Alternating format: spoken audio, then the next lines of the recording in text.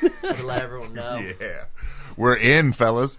It's so adorable that you message us thinking that we're not surprised that you'd be late. I came from Valentine. I've been drinking regular Coke since that. It would have been one thing if I came from where I place because I live literally 5 minutes away from here, but I came from Valentine. It's nice that you come up with different excuses. It means you care about us. I do care. I wanted to be on time. I'm like, oh, fuck. I had to stop by my house and also get the SD card as well, so that was another thing. Anyways, hey guys, welcome to Simon Says Bet, brought to you by Saginaw Cheese. Cheese, it's good. Anyways, yeah, I've been wanting to say that for a while. I'm not gonna lie to you. Anyways, I think we need to, as much money as we spend on alkaline water, I think that's the first thing we need to. Well, I mean, right now we're doing brought to you by Life Cafe from Lifetime Fitness. Buy one of these little cups every summer, and you get unlimited herbal tea. So there you go. Yeah, it's a fucking $18 cup, only fits 20 ounces. So I want to start off with some fire this morning. So I was reading here on Twitter while we were waiting for John, who was inevitably late again. Inevitable. And according to Sports, I am inevitable. According to Sports Insider, for what it's worth, they do have a check. So it is a check. Now that obviously doesn't mean everything, but NBA Finals Game 3, Warriors currently they dropped down from -5.5 to -4.5, are only getting 36% of the spread bets. In the Steve Kerr era, Golden State is 18-0 straight up and 15-3 ATS in the postseason when getting less than 50% of the spread bets. And once again, that's from Sports Insight off of Twitter. Guys, we don't need to say the inevitable. I mean, Clay's up in the air. Have we got word on Durant yet? He's not playing. He's not playing. He's officially out as of yesterday, actually. The first thing that I wonder about that is what other games would people have thought Golden State was going to lose that heavily? Or been betting against him, excuse me. I would assume probably a couple games against LeBron. I'm sure there was several games in Cleveland where they weren't getting the love. It probably was Game 4 in that first series where he almost drugged them to a 3-1 victory. Yeah. And people love to bet against who they hate. And you either love or hate Golden State. So when you see a team hot, lots of hate. I see that. It's weird, though, because, obviously there's starting to become a slight backlash, not in this part of the country, toward Steph Curry, and that he gets away with some things as like a petulant child on the court. But for the whole, that's the next face of the NBA. I mean, it's going to be him and Zion for a little bit, and then depending on Giannis. You think Giannis is going to have it? There's two different things of being the face of the NBA and being the best player in the league. I'm on the Joel Embiid train. Give me Joel Embiid all day. I think best personality. You like his Twitter feed, don't I just like his personality. Instagram. Now, we're not talking who do we want on the podcast. But who do we want on the court. Well, his social media thing is going to push him possibly ahead of any of the other guys coming up. But every kid wants to be Steph Curry because they're like, oh, I'm short and skinny. I mean, he's still like 6'3", 6'4". I love how Steph looks short on the court, but I've seen him in real life, and people are like, that's a full size human right there. I saw like Isaiah Thomas, who's like one of the smallest guys that played in the NBA, and then you saw him next to Arsenio Hall. He was like 6'1", right? He's like 8 inches taller than him. It's like he's a giant compared to like regular folks. People don't realize how short celebrities are. Yes, absurdly short. Yes. From a big guy, I think the complete opposite. You never realize how big they are until you're next to them. Like Cam Newton. Like when I was next to Cam Newton, I was in a tunnel when he was about to go out. Cam's a big dude. I carried out the flag on the field one time because we were season ticket holders, and I was like, holy shit, he's fucking huge. Well, let me tell you, he's every bit of 6'6". There's 100 and every bit of 250, 250, 260, solid. There's a weird thing, and I'm not sure what it is, for people that are like right around 6 feet or right below, because I'm like 5'11", is that the people in that 6'4" to 6'6" area seem so much taller than you than like the 6'10", 7 foot. It's some sort of scaling thing. As you have a man next to 6'9". He's right in that area. It's like, oh my God, he's humongous. Yeah, well. So I circled a couple stats this week because I know y'all were complaining about refs, and Jere and Josh made some good points about that. But the two stats that stood out to me in Game 1 and Game 2 was in Game 1, Golden State had 17 total turnovers. So obviously, you give them the ball back, what's going to happen? Which is their Achilles heel. Exactly. It has been all year. The Raptors only had 10, and what stood out to me in Game 2 was the ball movement from Golden State. This number is baffling. How many assists did they doubled. have? Golden State had 34 assists. 34 assists. Raptors had 17. They doubled it. I mean, that's a lot of ball movement in that game. And we can always point to the refs in every game, but if we just point to the refs, then we're not. I mean, the Raptors didn't shoot well either. They shot like 36%. They did, and a lot of their Which offense. One was that? That was like 10% less than in Game 1. A lot of their offense is Kawhi off the dribble and Pascal off the dribble, though. Yeah. So I mean, you're going to get less Golden State assists when was you're dribbling the ball. 44% in game 1, but Toronto was lights out. Toronto was 51% from Yeah, the field. well, Toronto in game 2, they shot like 36, 34%. It was only like 37. It was low, yeah. Golden But State even, was really even low. going to the assists, the stat popped up in either late in the first quarter or the second quarter of game 2. I think at that point it had been 44 baskets that Golden State had scored, and they had assists on 31. So even in the first game, they were getting the assists on the baskets made percentage. They just had so many turnovers, they didn't have as many really baskets. sloppy passing. And that's they were coughing up the ball a lot, and Toronto players were definitely getting in the lane there and just swiping the balls away. And Nails got away with a steal at the very end of the game 2 there. Barely missed that steal in the inbound pass. I mean, Toronto's tough, dude. They line up a good defender 1 through 5. Yeah. The one thing I have, and here's my biggest question going into game 3. One of them may have more energy tonight as well. Pascal Siakam, Ramadan is over. He's stuffing his face. Is Ramadan over? 2 days it ago. is. 2 days ago. Oh, he actually had that energy. I got Pascal He home for did 30. not look good in that game, No. too. He was exhausted. He was, Did he yeah. do pretty good game 1, though? Yeah, it was had an amazing 32. game 1. That's what I thought. I thought he did good game 1. What's going to be interesting to me By the way, John was saying how amazing and fantastic his second half was. It was, but he only scored 4 more points than he did in the first half. Yeah. well. His first half was amazing as well. He helped carry his them. entire game was amazing. But the biggest thing about not having enough fuel in your body is durability and endurance. Wait, was he So able a to eat second during the game is game? going to be rough. Yeah. Okay, so he didn't eat it all during the first game or second game. Yeah. Or So obviously it caught up to him in the second game. Yeah. Definitely did. Yeah, you could definitely see in his energy and everything, his output, defense So wasn't then there. is over on his point total. Is that a potential play tonight? Do we look at Oh, his man. over? Can we look at what it is? Because Yeah, I'm let's saying see he's what going it for is. 25. It's Let's see definitely what it over is. than whatever his last game was, and it's He probably over he than only 15 put like easy. put 15 or Less than 12, 10? 12 or 15, something like That that. was low. Something like that. It was Here's really what- low. But when you go for 32 in the first game, your average is still solid. Yeah, it's going to go Here's down. what my worry is, or not my worry, but what I would ask about Toronto. Of course, okay, everyone sees Clay's out. Or Clay's questionable. He's up in the Durant's air. out. How are the role players though going to go? Because what we just saw from game 2 and what that stat told us was ball movement is already a problem. So, okay, let's shut down Kawhi and make VanVleet make the role players. And what do they predominantly say? Role players on the road aren't as efficient.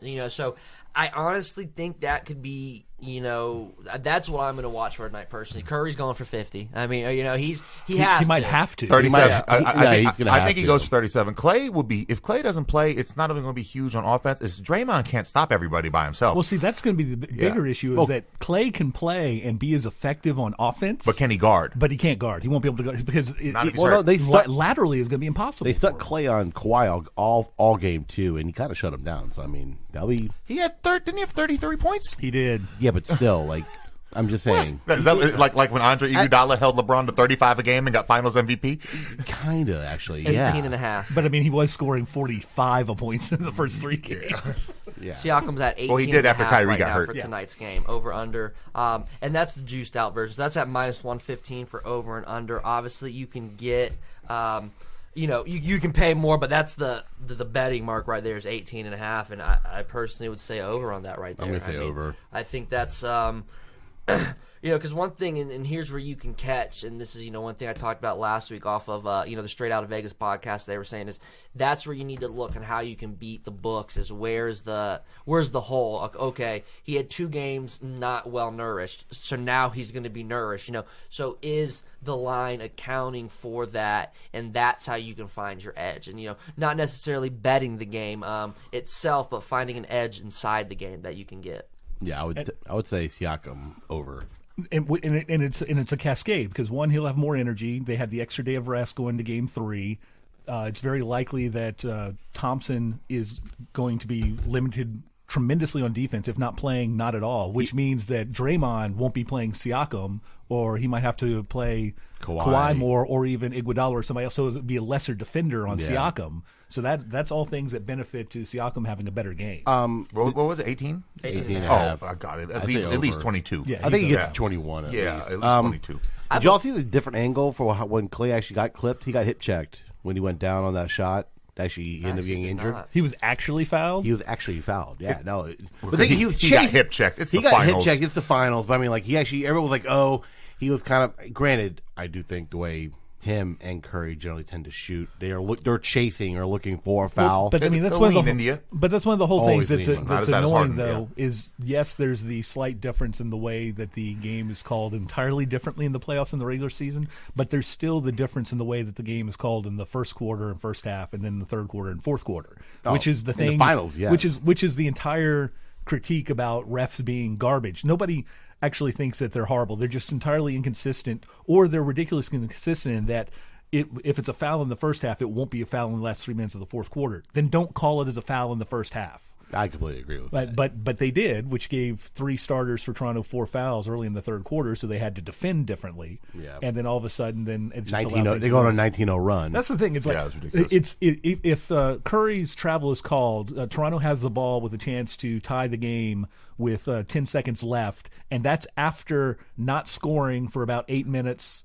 Or not scoring for the first 5 minutes in the fourth quarter, losing a 19-0 run in the third quarter, and all of that happening, and yet they still would have been a shot. And it still had a shot. So it's like that was Toronto's game without some weird things that occurred in that. That's why I genuinely, personally, I think Toronto wins tonight. So regardless of what happens, I think Toronto wins tonight. Also, for those of you at home thinking that you can get an inside look into how Clay arrives into the locker room at Golden State, he's going to do the veteran move and arrive on a golf cart. Mm-hmm. He's just going to ride straight into the locker room. You're not going to see him walk at all. Probably.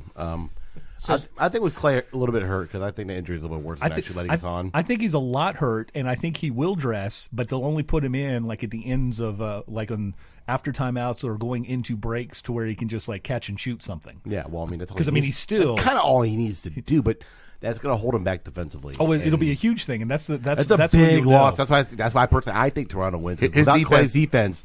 Without his defense, it's just as important as his offense in the series. Because him and Green can hide Curry's defensive. Well, here's the thing. This is where we'll find out if Nick Nurse has benefited from a roster that has been built over the last 5 years and getting Kawhi Leonard, or if he's an actual good coach.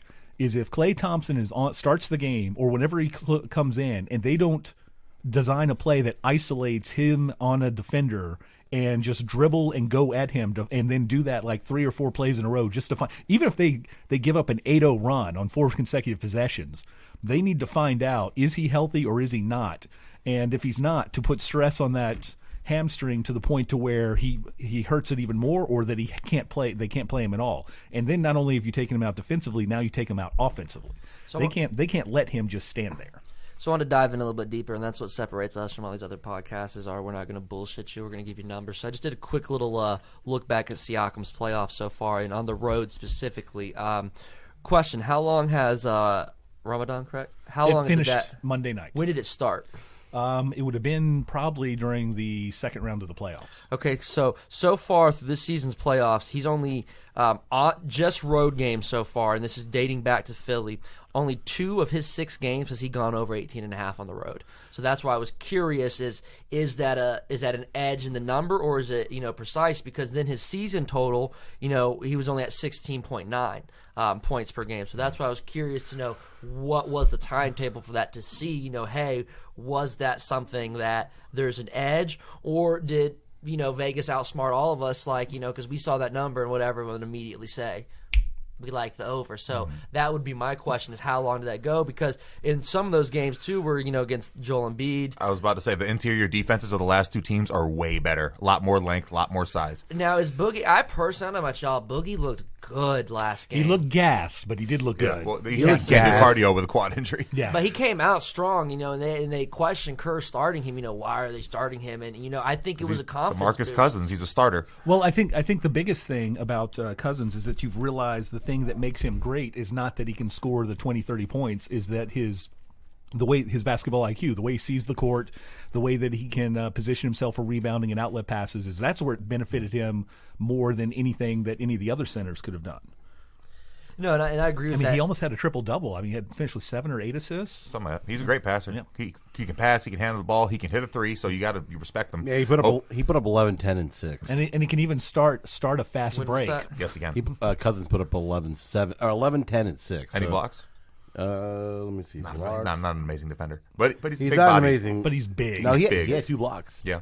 If this game was in Toronto, I think this line's What is it? 5.5? Open at 5.5. It's down to 4.5, right? Yeah. No. I like Toronto outright, to be honest with you. So, I'm going to cheese my pick because I actually have a very strong feeling on this game, so I'm going to make y'all wait to the end to listen. I don't. Same thing you say every game. Golden State's going to come alive and shoot the lights out. Yeah, you're pretty much like, "Ooh, I love Golden State."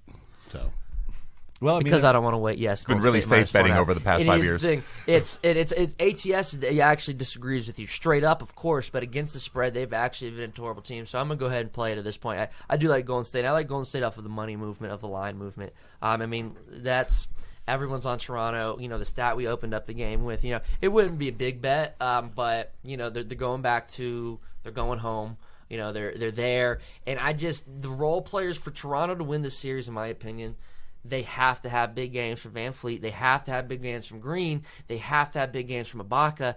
And now they're going into Golden State. I mean, it's just over year after year after year we've seen, you know, how these role players. And we know Kawhi's showing up. So, you know, if I'm Golden State, if I'm Kerr, I'm doing everything we can. And you can only contain Kawhi. I mean, you're not going to – it's a player like that you're never going to stop. You can only hope to contain. If you hit him to 28 points – and you can make Van Fleet, you can make Green, you can make Ibaka, you can make all of them beat you. Gasol did not have a good game in the first game. No. Or second game, he did not. Yeah. Well, the big difference, though, is Lowry, because he was, 30 points in the first game? Yeah, and Lowry, he only put up 13. And yeah, Lowry but between Gasol and Lowry, they only put up, 19 total points? Lowry has to be And Lowry around only 20. had 4 from 11 on the field, so he did not have a good shooting game. Well, didn't Steph only score in the second and third quarters? Yeah, and well, the other things is this is where 23 points though. This is why Cousins has to play, because Cousins does the thing that he does is he makes life more difficult for Gasol, because they're effectively the same player, except Cousins is younger, so still quicker, even coming off of those injuries. Whereas Gasol can use his size and experience to beat up on every other center Golden State has. When Cousins is out there, now he has to go out and actually defend that space, because Bogut can't hit a three and the other guys, but Cousins can, and also because of his passing ability, has to defend on him, and Cousins can still get past him on the dribble just enough to pass to a cutter. So that's the biggest thing about Cousins' presence on the court. It doesn't matter that he did the 11, 10, and 6. That's fantastic. But the fact that it neutralizes Gasol, it takes those points off the board and what he can do. I want you guys to guess what Cousins' point total is set for tonight. His over-under on Cousins. Oh, Lord, I would say it actually it's around, surprised me, to be honest. I was 18. I was going to say 8. I was going to say like 12. Big Josh is so good. We need to talk after the show, Big Josh. We need to get something going. 14.5. Well, I mean, that's of the high. people at this table, there is one person who has played international basketball, and it's not me. Yeah, definitely not Definitely me. not me. Yeah, so he actually John and I kind don't of. even look like basketball players. I mean, his insight to the game. We look round. Yeah. He actually pays attention to the game, so. The other thing it's interesting to me is his point total is the same as Draymond Green's. Draymond Green's 14.5 as well. Draymond Green's having an incredible playoffs. I think that's accurate, though, because when Draymond is most effective on the court, he scores when Kevin's in the teens. not there. Well, yes, but he scores in the teens. Yeah. He scores in the teens, and his rebound total is probably within 4 of his point total, and his assists is within 3 of his rebound total. He's been putting up triple doubles all he's playoffs. Since Durant's been down, he's been almost averaging a triple double. He's like a 16, 13, 10 guy. always. And that's that's ridiculous. With stellar defense. So, I mean, for me, my biggest deal is the fact that Klay Thompson not being able to defend. That's going to be huge to me. He can put up 25 points with one leg because he doesn't even have to dribble or do anything. He just catches and shoot. And Boom, it's a pretty effortless shot. He exactly. doesn't move much. And he doesn't jump much. He has one of the quickest releases in the league. So, I mean, like, he can put up 25 points, but I just think defensively. As far as just catch and shoot, I'm taking Klay first. Absolutely. Over anybody. Over Curry. And you want to talk about, like, people are like, oh, Steph would get stopped. Steph would get hot. Steph would get hot. The scariest player in the NBA when he gets hot is Klay Thompson. 100%. So. It's terrifying. They throw some shots that are just crazy. So, do we want to do bets now or want to save them to the end? I know we kind of already did it, but We can do bets now. do bets now? All right, let's go around, John. For me, I like Toronto money line, and I like the over. The over's what, set at 214 right now? 213, yes. 213? It has moved down. So you like, honest to God, I kid you not, it just moved up on my book to 213.5 as we're looking at it. That's why I said I like the over at 214. So I personally would say I like Toronto money line, and I like the over. Like I said, defensively, I think Klay Thompson not being able to defend is going to be a huge liability. But I'm also putting more thought into him being more injured than they're actually letting us be on. I'm really thinking it all comes down to that. If he's not as injured, Iguodala gets hurt every game, it seems like.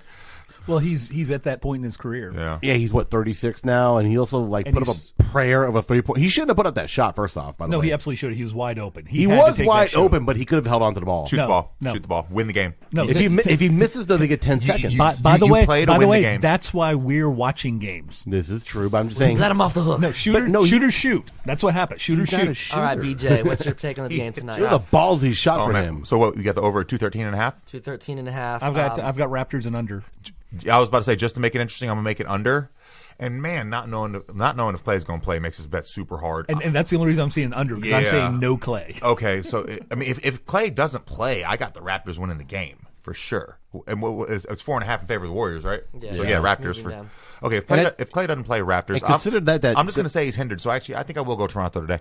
So considering the fact that 4.5 represents almost 2 points for it being at home, just right there alone, they're only giving him 2 points. Yeah, that's.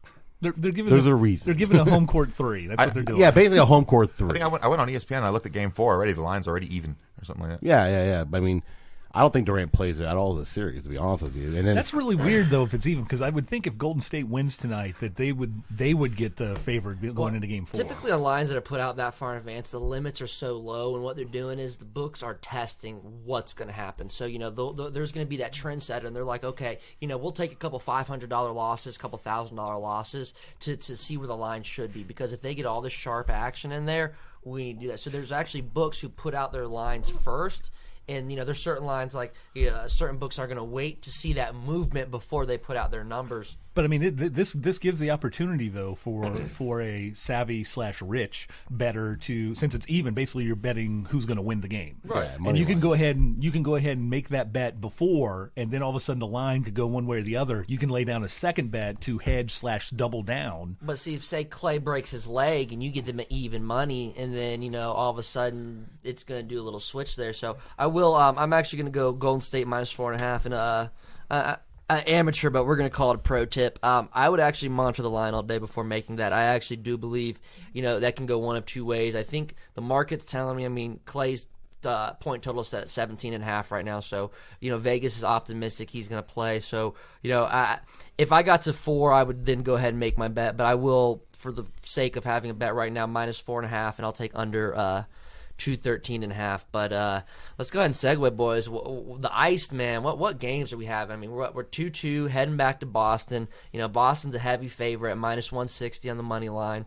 There's been about a 5-cent difference. They've dropped to -155, but what games right now, man. Bennington came back. He responded after that big game. I think we're going 7. This is why hockey is the best playoffs of all the major sports, because it doesn't matter where you're seated or if you have home ice or how good your regular season was.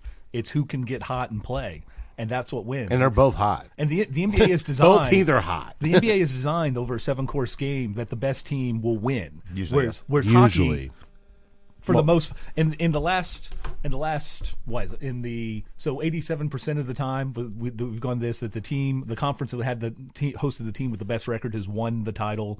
I mean, the Cavs came back from the 3-1 against the 73 Golden State team, and that's one. But I mean, again, you're looking at the other teams in the league. Cleveland's number 2.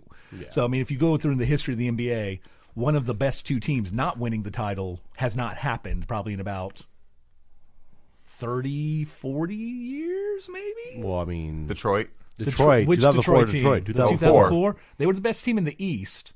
I mean, I guess you'd say San Antonio was probably the second best team. So, but again, they're third. And San Antonio should have beat that Lakers team. That was the prayer year. Derek Fisher, jackass. Yeah, that was the prayer year when they with the extra time on the clock, stealing Tim Duncan's classic playoff winning shot. That was beautiful. So one thing I saw this week on Twitter, I screenshotted it, and I got a stiffy. I was so excited to share this with you guys. How we were talking about the Blues bettor who had the $400 bet at 251 odds? Yes. Mm-hmm. So Ben Fox, F-A-W-K-E-S at ESPN. Fox. There we go. I'll make sure we give him credit where we're due. He has a breakdown of each game, what the top offer was for those tickets. So before game 1, and once again, this is for the $100,000 ticket we talked about on last week's episode, his highest offer was $41,000. That's not bad. No games played, 41,000? 41,000 there. Where are we at now? Before game 2, so this is after the first loss, he was still offered $28,000. So the Blues were down 0-1, offered $28,000. Blues win Game 2. Game 3, $48,000 again. So he was offered more after that. And then Game 4, before that, obviously they lost Game 3, so 1-2, still offered $26,000. And now, after the Game 4 win, as of... 51,000. No, as of yesterday at 11:39 a.m., the current one was $38,000. Yeah, I don't. It's not going to be above 50 unless they're up. Unless they go up 3-2. Unless they win tonight. Yeah. Yeah. But it's, at this point, you got to tomorrow ride night. it. You got to ride it. Is it tomorrow night? That's tomorrow night. Is it? Yeah, that's the one. Talk about how bad the scheduling of NBA and NHL is. We have both games on Sunday. We have no Saturday. But game. it's a day-night thing, and this is the thing that I was texting John about this when we had to wait between Thursday night and Sunday night between games 1 and 2. It used to be way back. It used to be 2 games on, 1 travel, 3 games on, 1 travel, 2 games. And then when they started giving the travel day even before they switched to the 2-2-1-1-1-1, it was 1 on, 1 off, 1 on, 1 off. And they would alternate that with the NHL. But then over the last 10 or 15 years, effectively, they don't want to play any live sporting events that matter on Friday or Saturday night. And so now you get those weird 3-day skips. But when the NBA does it, then the NHL has to also do it so they don't play the same time unless it's a Sunday where they can do a day-night game. NBA and NHL, please reach out to me, Cover 704, about your scheduling. You guys are idiots. So we have game on the NBA tonight, and then we have a game on Friday. We don't have a game Saturday or Sunday in the NBA. It's Monday at 9 o'clock. So you can have a Sunday primetime game at 3 o'clock where your viewership is going to go through the roof, especially when you have a team, whatever the time is. And then in the NHL, they go from, we had the game Monday, now we have one Thursday, and then we have one Sunday. What are we doing here? This is stupid. I mean, we're going... a Saturday without any sports. First of all, talk about the betting markets. You're killing the betting markets. I would venture to say Saturday is probably your most bet day of there. And I think honestly too, once the more leagues get, I know NBA has they made a deal with some casino in Vegas. I don't know if anybody $20 million plus deal. I think once these contracts with these casinos, and from what I'm hearing so far, those are just the statistical data contracts. They're going to have to fix the scheduling. I mean, that's it won't change. It won't change for the playoffs. But the thing, so? No, it won't, because they can't. The NBA still needs the TV ratings for their other partners, and Friday and Saturday night are the 2 least watched nights of network television. But a Monday night, you think Monday is dumb. Thursday, a $20 million deal is pennies to the NBA. Yeah, but Thursday and Sunday night they're making more on that on a finals game in advertising. And Thursday and Sunday night are the 2 biggest nights of television. It's weird that they would pass on a Sunday for a Monday though. Yeah. And then Saturday. Hold on. Tonight, game Golden State. Then there's no game until Monday? Or did you see that? Friday. Huh? There's a game on Friday night. Yeah. There's no way. We got which is really tonight and Friday. Wednesday, Friday, really Monday, bad. Thursday. That's awful. But the only reason is because it's a game 4, and they know that it can't be a clinching thing. But it's still, not now. How about the viewership being shit? And this is why the that's NFL is because seeing there's- it more No, mainstream. it's because of the teams. There's teams. No one gives a shit About Toronto. Toronto. Take it. Kawhi Leonard the only people is the anti-star. There's like 13 million people in all of Canada. The only people that actually give a shit about Toronto basketball in Canada are people from Toronto, and that's even at a minimal. They don't. It's not like it's hockey up there. It's only Toronto. Yeah, it's only Toronto. Those are the only people that give it. You don't see anyone rocking Toronto jerseys down in the States anywhere. Period. I go up to Canada. I lived up there for a year. I lived in Calgary. I saw Hornets jerseys, Lakers jerseys. No one wearing, especially in both those cities. What year was it? This was 2012. What jersey was there to buy? Chris Bosh was gone. Well, just like everything else, now there's going to be once a team gets hot, just like Golden State did. Nah, but I mean, I'm just saying, like, Canada's kind of weird in their whole province. Like, Vancouver doesn't give a shit about Calgary. They're not weird at all. It's everybody in the United States. Toronto is New York City of Canada. Yeah, well, people in Toronto think it's the greatest thing that it ever is. Everybody outside is like, screw you guys. Exactly. No, that's what I'm saying. Like, Vancouver doesn't give a shit about either Calgary or Toronto or Montreal. But you're describing it like it's something we don't understand. No, everybody understands this. It's like, it's the New York City of Canada. No. Except that it's entirely politer, cleaner, and more diverse. Yeah, way more diverse. So I don't want to toot my own horn, but I'm going to anyway. So last pod when we were talking about the Bruins game, talking about the hockey game going into it. I said, why is this total at 5? It made no sense to me. I mean, we had a game at 5, we had a game at 6, and I mean, I know it's too easy to say 5.5 is the number, but when I saw 5, I immediately said there's value on the over. What do you guys think the total is for? What game? Thursday, Wednesday? Whatever game 5 is. Yeah, bro.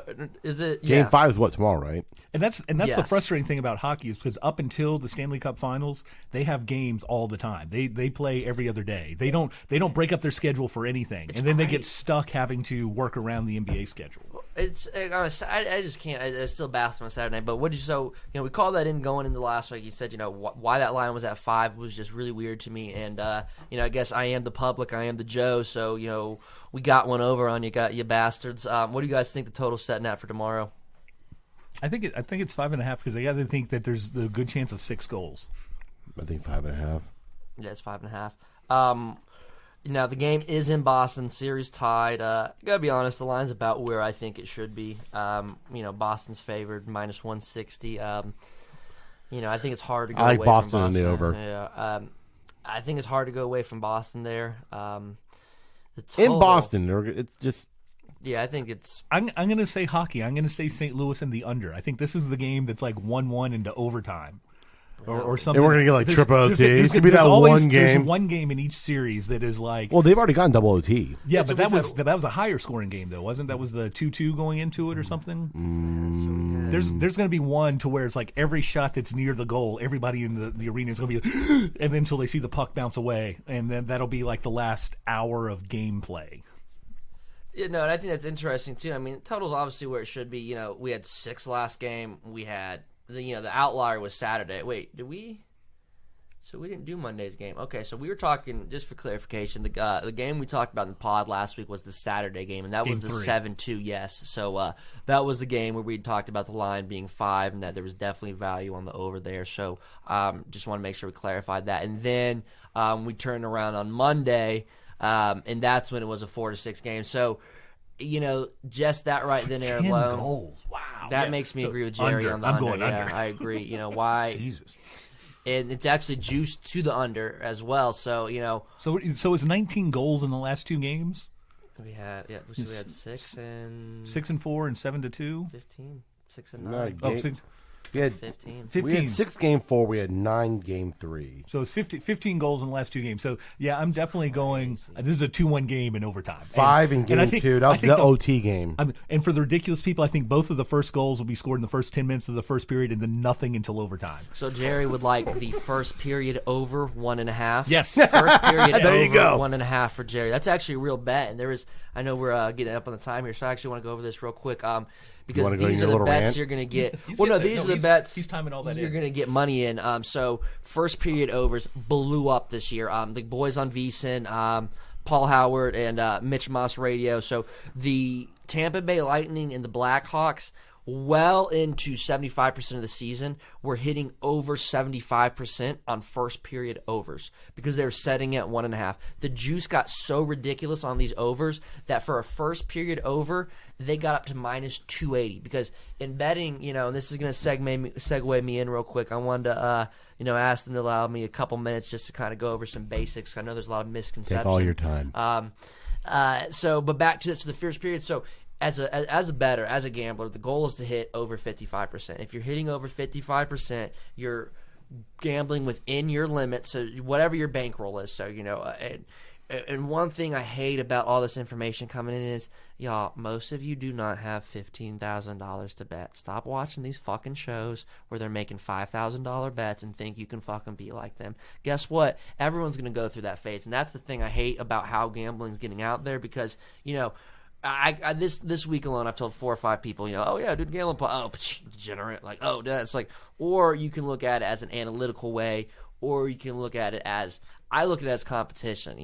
Big Josh used to play basketball. We all have a sports background. To me, it's oh, I'm better than you. I can guess this better. So, one thing I want to go over, we're short on time today, but bankroll management. So, the kind of rule of thumb is if you want to be a recreational bettor and you just want to make one bet, bet whatever you feel comfortable with. But more than likely what's going to happen is win or lose, and this is why when you go to Vegas, what do you see? Lights, MGM Grand, and guess what? They haven't had a losing month in years. because one of two things are going to happen. You're going to win the first bet, and 5% of you are going to, okay, cool. And they're going to put it in their pocket. They're not going to bet again to the next big event. 95% of us are going to be like, ooh, now what can I play? And they're going to try to double that. So to anyone getting into it who wants to be experienced and who wants to, do it as a hobby, not as something, it's just like everything else. If you drink every day, guess what? You're going to turn into alcoholic. It's how do you handle it and things like that. And that's the problem with gambling is people think, oh, well, that's their life. That's all that. So, what I suggest for anyone who wants to get into it is set aside an amount of money you're okay with losing, because you need to accept the fact that you're probably going to lose some money. So, hold on, sorry, just quick interjection. The first bet I ever made in my entire life was a $100 16 parlay on college football that I hit. So I basically had house money for like almost 2 years. So at 100 odds, so the odds. I won about $3,000. I won about $3,000. And on my first play ever. My degenerate chat group I had at the time was always betting. I was like, I give plays but never actually bet. And I finally did it, and no one took the play, and they're like, "You motherfucker!" I'm like, "What? Sorry." Literally, no joke. My first play ever. Nah, that's crazy. And it was all because also I fucked up. I picked Michigan State instead of the other team I wanted to pick in the game. Yeah. So it was actually a mistake in and of itself, and I hit it. That's happened to me 3 times where I went to play something, and one time I've won, the other 2 I lost. But no, like he was saying, so then he had a bankroll. No, actually, I had a bankroll. That's what you're saying. Well, then he had a bankroll. So, but now if he'd have lost, he'd been back at 0. So that is actually a good segue. So, what I suggest is set aside whatever amount you're comfortable with losing. Don't put aside rent money. Don't put aside, your living money. Whatever that money is. Say it's $100. Rent money all day. Yeah. No rent money. We're not trying to send anybody to rehab on the show. We are trying to educate. I'm joking. Why do you go to rehab if you don't pay your rent?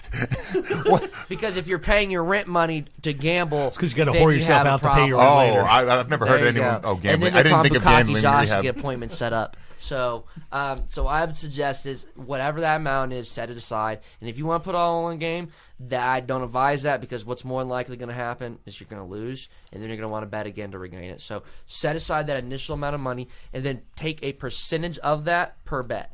So, say it's $1,000, okay, and then bet $20, $30 a game. Oh, that doesn't sound like shit. The guys are betting $1,000, but guess what? If you're betting $30 a game with a $1,000 bankroll, unless you're just awful, which if you're that awful, please contact me so I can fade your plays, you're going to have months to play with on that money. So you're not, you're controlling your bankroll just like everything else. It's just like rent. It's just like paying your bills. If you don't have that money, then guess what? It's going to become a problem. So that would just be my advice to anyone getting into that. Set aside, and you have to think like that, though. Set aside an amount you're okay with losing. And then play off of that, and have a cutoff, have a goal of what you want to get to. I don't know. I always feel like every playoffs, at least especially in the NFL, you always look at the line. You're like, oh my god, is that really the line? Okay, I'm sorry, I'm betting the house. The Colts last year, the Chiefs. So there's a little experience here. No, last 2016 actually. This is the one I hit another parlay. It was when Green Bay was dogs against the Cowboys in the playoffs. And Pittsburgh was field goal at the end of the game. Yeah, and Pittsburgh was dogs against the Kansas City Chiefs. That's why I'm looking up. I'm like, wait a second. There was a week that was game. That was the divisional playoff round. It was also New England, where New England was just on a tear that year. So I put New England, Steelers, Packers, 3-team parlay. Took all 3 teams and just crushed it. So every year there's a playoff, especially in football. There's always going to be a week into the playoff rounds where you're just like, okay, you know what? I'm sorry. I'm laying the house down because these lines are ridiculous. Either Vegas is overthinking themselves or the public is dumb. Oh, it killed me last year. And one thing is, the closing marks on that, because he said that. And like I said, there's some experience talking here. Don't worry. But I also have a 769 credit score, so fuck all y'all who think I'm a degenerate. Get your credit score and get your shit together first before you start calling out others, and you know who you are, you fuckers. But back to that point, last year, right after Indy won, he's getting more so different. You're getting more backlash than John from this podcast. I'm getting backlash from every goddamn angle imaginable. I fucking love it. Real quick, closing moments on that, like John said. So Indy won its first game in the playoffs last year. Remember, like it was yesterday. Won a sizable bet on that. Immediately after, I did the one rule you don't. I bet them against Kansas City that next week. You fool. I was a prisoner of the moment and got you throttled. Don't be a prisoner of the moment. Do your research. Speaking of prisoner of the moment, is Ruiz really a fighter, or did Anthony Joshua just not come ready to play? I mean, what happened? His only there? loss is Joseph Parker, and it was a split decision. Some people think he won that fight. I mean, looking at him, he doesn't seem like much of a fighter. That's the problem. But Joshua totally didn't come to fight. Nah, he took a look at him and he was like, you know what? He did what every single one of us in this room. Yeah, and hey, has Joshua fought in the States before, or was that the first time? I think that was the first That time. was the first time. How long was he believe it here was. before the fight? Does anyone know? I don't know that. That's big. But I think he took a look at his opponent. He's like, you know what? Don't care. Kind of like what happened with Tyson and Buster Douglas. Same example. You got to get there. You got to Well, get. And Buster Douglas- there's a huge difference in everything surrounding that. Well- Tyson's management was completely gone. His support system was gone. His personal relationship with Robin Givens was at the height of the worstness. It was in Japan. He was literally being trotted out as Godzilla just to like punch some little city guy. And then the other guy actually tried and had everything, had all the motivation. And he was also a lot bigger than him. He was bigger He was than actually Tyson. bigger than him. Yeah, A lot that's a bigger, big bigger thing. reach, and he was a puncher. And it's like all you want is have a puncher's chance. And Buster Douglas did what a lot of the guys do. He lost him more in his next fight, and then ballooned up to 500 pounds, and is still just wandering around his Ferrari in South Florida now. Yeah, and that's one thing is the first round kind of felt like they were feeling each other out, but then Ruiz had him against the ropes, dude. He was bringing the fight to him. He and lost that's what blew every my mind. second of that fight. I before the knockout, we talked about this in our group chat. I personally had a 4-2, in favor of Ruiz before that knockout. That's a generous 2. Yeah, and but to hear some of the scores, some of the professionals were calling out. Oh or some my of the goodness! Judges were one of the judges had Anthony. All right, so you got to think they only scored the first 6 rounds because it ended in the 7th. Yeah, ended in the so 7th. at the moment of the score, it was 2 knockdowns to 1 Ruiz. Somebody had Anthony Joshua ahead by a round on the cards, which was unbelievable to me. I'm actually shocked, having lived through the height of the crooked boxing in the late 70s. That it was only one. That it was only one guy that had Did it him. ever end? I mean, are we still not? I mean, We're- look at we're- Canelo, Triple G. I mean, Oh we my can go goodness! back. Triple G killed him that first fight. Oh, it's You know terrible. the funny thing is, we almost didn't. I was Pacquiao saying that to my horn. friends. I mean, that's the interesting thing about boxing is I mean, it's less so in. It's the fun thing that people as viewers like. They like baseball, not the steroids parts, but the cheaters are trying to get the stuff on the pitches or the cork bats. And we like with NASCAR, with all the stuff they used to try and do with the engines. We like with the fact that the competitors are trying to get that edge in some way that may not be specifically prohibited, but it's definitely on the edge of that. But then the reverse of that is when the leagues, particularly previously in the NBA, when they would manipulate the draft lottery, or in particular boxing, when they would absolutely have the judges not score this fight, but score a fight for the next fight. They weren't scoring the Joshua fight against Reeves. They were scoring the Joshua fight so he would be able to get that next big championship bout. So I mean, this is I'm continuation. I'm happy Joshua didn't get it as long as he's been ducking these guys. Well, and the That's thing so is, happy he lost.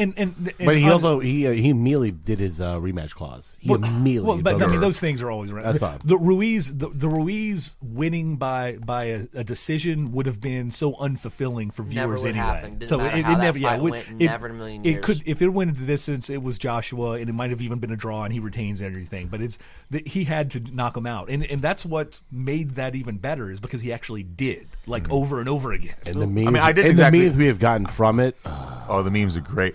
Big dudes are in. I didn't really like the stoppage. I don't like to see a champion lose on his feet. No, he but, shouldn't. Yeah. He wasn't throwing back though. That's my Then thing. then He let was him go not- down. Quit or get knocked out. It's fighting.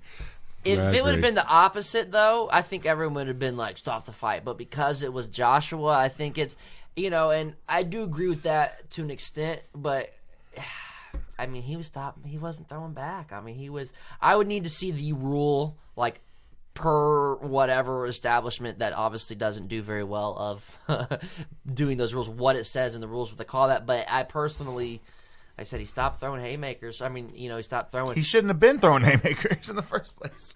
That's how he got in that situation. I'm kind of curious to see what's going to happen with the. We're getting a Wilder Or Fury 2, right? In 2020, if they both have fights in between though. Do they both have fights Yeah, in between? Wilder has to fight Ortiz, which was a tough, not an easy fight the Fury's first time. fighting. And a lot of people say Ortiz was like sick the day of the fight or whatever, but he needed the money. That's what Tyson Fury said, at least. And then Fury, by the way, do you follow his social media? I don't, but I probably should. Nobody His needs to- love him. Instagram is fantastic. Okay, I need to you get on gotta it. follow. He's- It's And, like Gypsy something. It's Gypsy King. Yeah, Gypsy But, King. I love his so Instagram. Fury's fight coming up. It's his first fight on ESPN. He just signed that new deal. I'd have to assume they just throw him a tomato can for the first one. They have to. I mean, we hate it as fans, but I mean, as advertising and marketing, they have to. What the biggest thing to me was, so we sit here and talk about some of these odds, and well, it went from minus 120 to minus 140. So that shows there's either a ton of public action, or there's syndicates, or big money coming on it. This line went from minus 900 to minus 2,500. That means that cash on cash, on cash, on cash. That's, the public's accounting for such little amount of that money. What that money is from the big guys who are like, this is a cakewalk. To them, throwing, 1,000 to win 100s, if it's a guarantee, that's their job, that's their professional. For the line to jump that big. Everybody saw his body. No, as they did. I mean, it's on behalf of everybody without abs. Thank you, Ruiz. We have a pair. The face off too. He was so much bigger. Oh, I was baffled. The funny thing is, and I'm gonna sign off after here. I know the boys got some other stuff to talk about, but after what was the last fight was Canelo fight. So one of my best friends, Justin, we're sitting there like, are we gonna order this fight? I'm like, bro, it's gonna go to decision. Let's not order this fight. We didn't order the fight. What happened? Canelo dominated the first 6 rounds. Debatably lost the last 6 and went the decision. We're sitting there, 10 to 15 minutes before, the bell rings, and we're like, fuck it. Bought whatever the app it was on. The Zone? For $20, yeah. Bought the app, and, I honestly think it was good for boxing, and now I'm in the, minority here, but I had stopped going out of my way to watch certain boxing matches because we knew the result. People can say it's bad because it's going to take away the, the think of all the people that actually thought McGregor was going to have a shot against Mayweather. Oh. My thing is the people. I don't want to watch the protected guys. I don't want to watch Canelo. I don't want to watch Floyd. I don't want to watch Joshua. I'll watch everybody else. I'll watch Miguel Cotto fight all day. Yeah, absolutely. Absolutely. I'll watch Wilder and Fury all day. Yeah. They put themselves out there to actually fight. Yep. I have to sign out here, guys. It's been an absolute blast. Real quick recap on the playoff game on my end. Golden State minus 4.5, under 213.5. Bruins money line. You know what? Let's be juicy here. Let's go Bruins puck line. Bruins minus 1.5 on this one. And yeah, been a great show, guys. How did John's last couple picks go? I missed on the Toronto last game. What would you say? He's over his last 3? I actually did. I thought you said that before he got here. I know that you were. No, I said it was funny that how after he said he was undefeated, we did push on that one. We pushed on the over-under, and then I lost on Toronto. I don't know the exact numbers, to be honest. I was more or less just talking shit because he wasn't here and being late. That's what we do. It was Simon Shit podcast. Yep, yeah, shit on the podcast and the host. Anyways, Joshy, you have a great day. Thank you for coming in. Take care. At work at the undisclosed company you work for. And also, have you actually decided to create an Instagram yet? Okay, get on that. Homework. Under construction right now. I'm not gonna lie. I promise you, I went to do it the other day, and it was trying to make me. And I went to do it through my Facebook. You sounded like John my now. Facebook password. I know. Yeah, I'm not gonna lie to you. You know how easy it is. Birds of a feather flock together. Boom. All right, y'all. You literally just have to go in there and be like, "Do you want to link to your Facebook?" Yes, I do. All right, done. Anyways, as I was going to say before, it's like with Ruiz winning, we have an actual human pair as the heavyweight champion of the world. He is a human pair. I mean, God bless him for it. He looks so happy too. Why wouldn't he be? And actually, it looked like Joshua was happy too. Like, look at this. I lost to him. Whatever. You saw the photo of them hugging each other after the fight. Post fight. I haven't seen it yet, but his post game press conference, he came out with the T-shirt and the Knicks jersey. Is that not the most appropriate thing for a guy that looks like that won a title to celebrate in? He probably wore those shirts when he goes to the pool. I mean, he came out with the T-shirt jersey combo like to celebrate. The first Mexican heavyweight champion of all time. I'm like, that is a fat middleweight. He's got quick hands. He's a middleweight.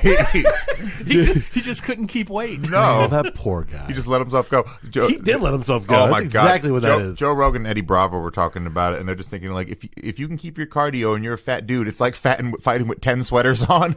Like, if you're about to fight a guy and he threw 10 sweaters on, you're like, that's not fair. You can't do that. He can't feel it. Absorbs all the contact. Can't feel the I mean, as hard as Joshua hits, you feel anything. I mean, it's kind of almost like how in wrestling, though. You see dudes that are just.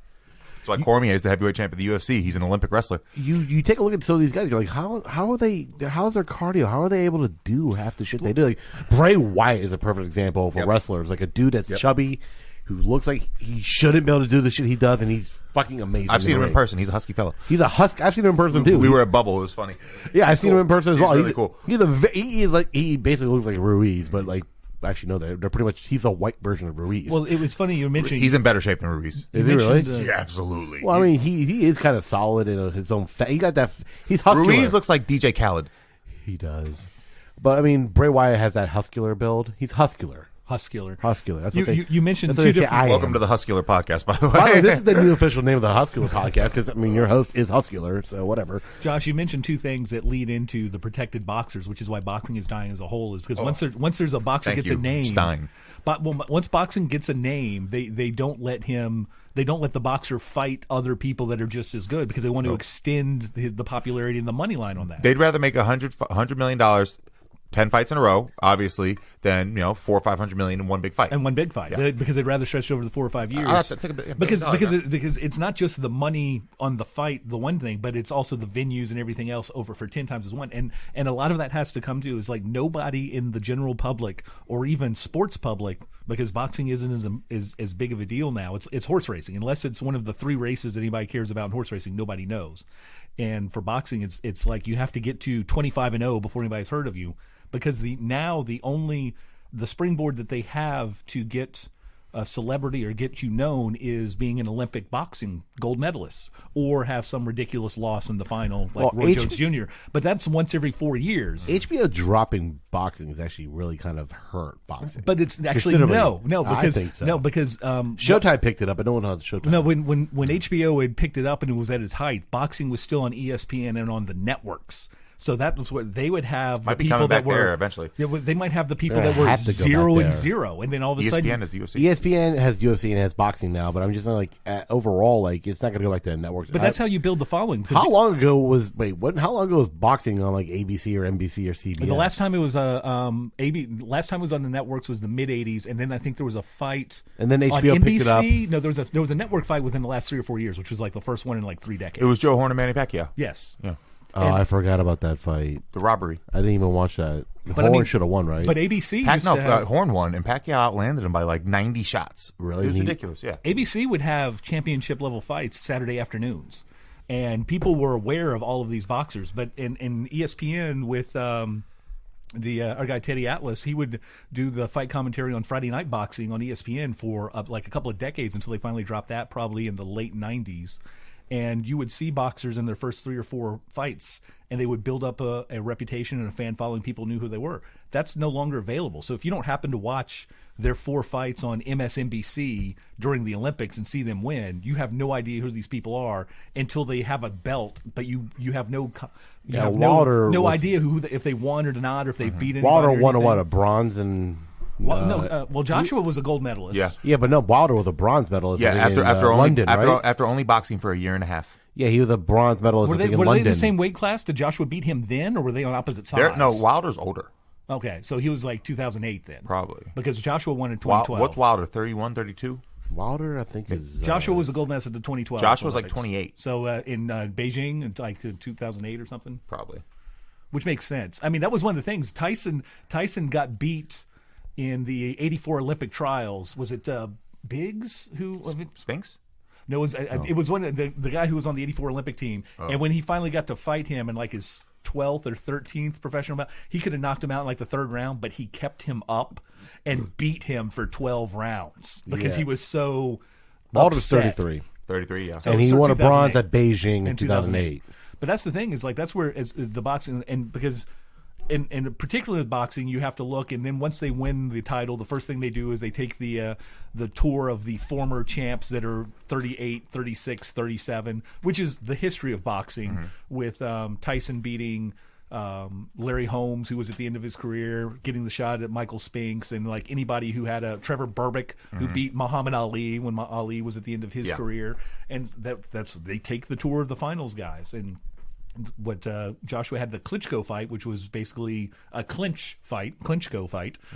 And that was just one of the things that they do. So it's hard to get that sort of interest in it until you have somebody with personality like Wilder and Fury yapping at the guy who won't fight them and basically calling him a coward or a dodger or a runner, and until they force. Or you have a guy like Mayweather who will pick and choose fighters and picking generally either when they're not at their peak ever, or he fights him before or after. He fights him before or after, like he did with Canelo. He fought him way before his peak. Mm-hmm. He fought him at 21, I think like it was. 22 years old. I think it was 21 years old. It was like back in 2012, and then he didn't fight.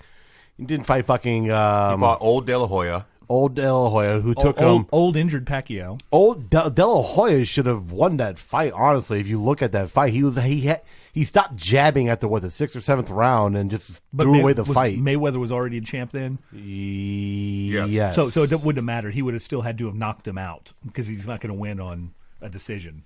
Yeah. So, because especially at that time, everybody in boxing knew that Mayweather was the meal ticket, and it's like if it goes to the judges, he's winning and keeping that 0 on his thing. Man, now that Joshua's just lost, who's the guy for boxing? Well, boxing? It's Canelo, right? It's Canelo. No, it's period. Canelo, Wilder, and Fury. Those three guys are going to carry him. Wilder and Fury only sold 300,000 pay-per-views. Canelo. The second fight will sell more, I think. I'd have to put Canelo ahead of everybody else just because he's a national commercial. He's on national commercials. What other boxers are on commercials? Exactly. I mean, the only thing that I've seen Anthony Joshua, who I've heard of, is on a talk show, but it was the Graham Norton talk show, so it's not like I've seen him anywhere here. I don't know why they would do that rematch in England. You'd have to pay Ruiz out the ass if I'm Ruiz. Well, the thing is, I bet you in the rematch, it's already decided that he gets like his $100,000 check. Since that was part of the first contract, there's no money in it for him. I mean, he needs to do every single advertisement he can between now and November, December, whenever the rematch is, and cash all of those checks and put stuff away. I mean, there's so many Mexican restaurants in the United States. He'll just walk in and don't have to worry about paying anything ever again. That's probably where all his money goes. Well, how much money could he save then? Not having to pay for meals? That's fantastic for him. Rice and beans are cheap. He didn't get that big just on rice. That's what he said on Jimmy Kimmel yesterday. I mean, it is a lot of carbs. It is a lot of carbs. I mean, they say he's an American citizen. He's Mexican heritage, so it's not quite Mexican American. But where's he from? Is he from Los Angeles? Well, I know it's California because he was on Jimmy Kimmel last night, and they said, "Well, when was your first fight?" He says, "Well, my first amateur fight, my dad took me to San Diego when I was 7, and there was no one in my weight class, so I had to fight 12-year-olds, and I was beating them." And Jimmy's like, "Well, those kids must have been like, man, I suck at boxing." They probably a friend of mine in junior tennis in Florida played against Maria Sharapova. Oh, wow. And I think it took a set, but of course they got smoked the rest of the way. And it's like, oh, yeah, well, I mean, she's a Wimbledon winner, so it's not like that's a bad story. So how about Kyrie? Sorry, just to segue into... I am... This could be the year that the Knicks fans break. You think they're actually going to be No done? one's going to New York. No one's going to New York at all. The lottery saved the day. Kyrie is literally saying, you know what, I think I'm going to go to the Lakers or the Nets. The Nets. And then if you're the Nets... I like Brooklyn. Yeah, but what do you do with that team that they have then? I mean, do you... Well, they were already not wanting to sign D'Angelo Russell. I don't know why... No, they're saying they're going to pair him. Okay, so... They're going to pair them? Yeah. That would work. Those are some ball players, man. Those are some ball players. And the thing is, I've rooted for D'Angelo Russell the moment he got traded from LA. And then you got that kid. He was so young when he got drafted. He was like 17 when he got drafted. Yeah. And then you got Dinwiddie and Allen and who's the other guy? Hollis Jefferson. Who's got Karis LeVert, the guy who was balling before he got hurt. Yeah, man, they got too many guards. Well, but I mean, they can play 3 of them and rotate through guys. And the thing is, 4 guys, 3 spots. Russell, D'Angelo Russell was fantastic. They came to play the Hornets this year, and he had 18, 19 in the fourth quarter to bring him back from 12 to win the game. I mean, he can get excited, and that's the thing is. What you can do with Irving and him is that once you get the rotation in the second, third quarter into the first, is one of them's always on the court, which gives each one of them their time to have the ball, and then they just have to play together for like the last 6 minutes. Who's of the coaching game. the Nets? Oh gosh, I can't remember. He's not. Pull it up, Jamie. He's pretty well. But it's that's interesting that he just completely sidestepped the Knicks entirely. Boston's not even in the discussion. No, it shouldn't. It should have been. He knew he was gone after the All-Star break. Who can Boston get somebody with this money now? Well, they can actually go out there. I think they're going harder than Anthony Davis. They have to keep their guys because Rozier's a free agent. Somebody else is a restricted free agent. And how much do you pay Rozier?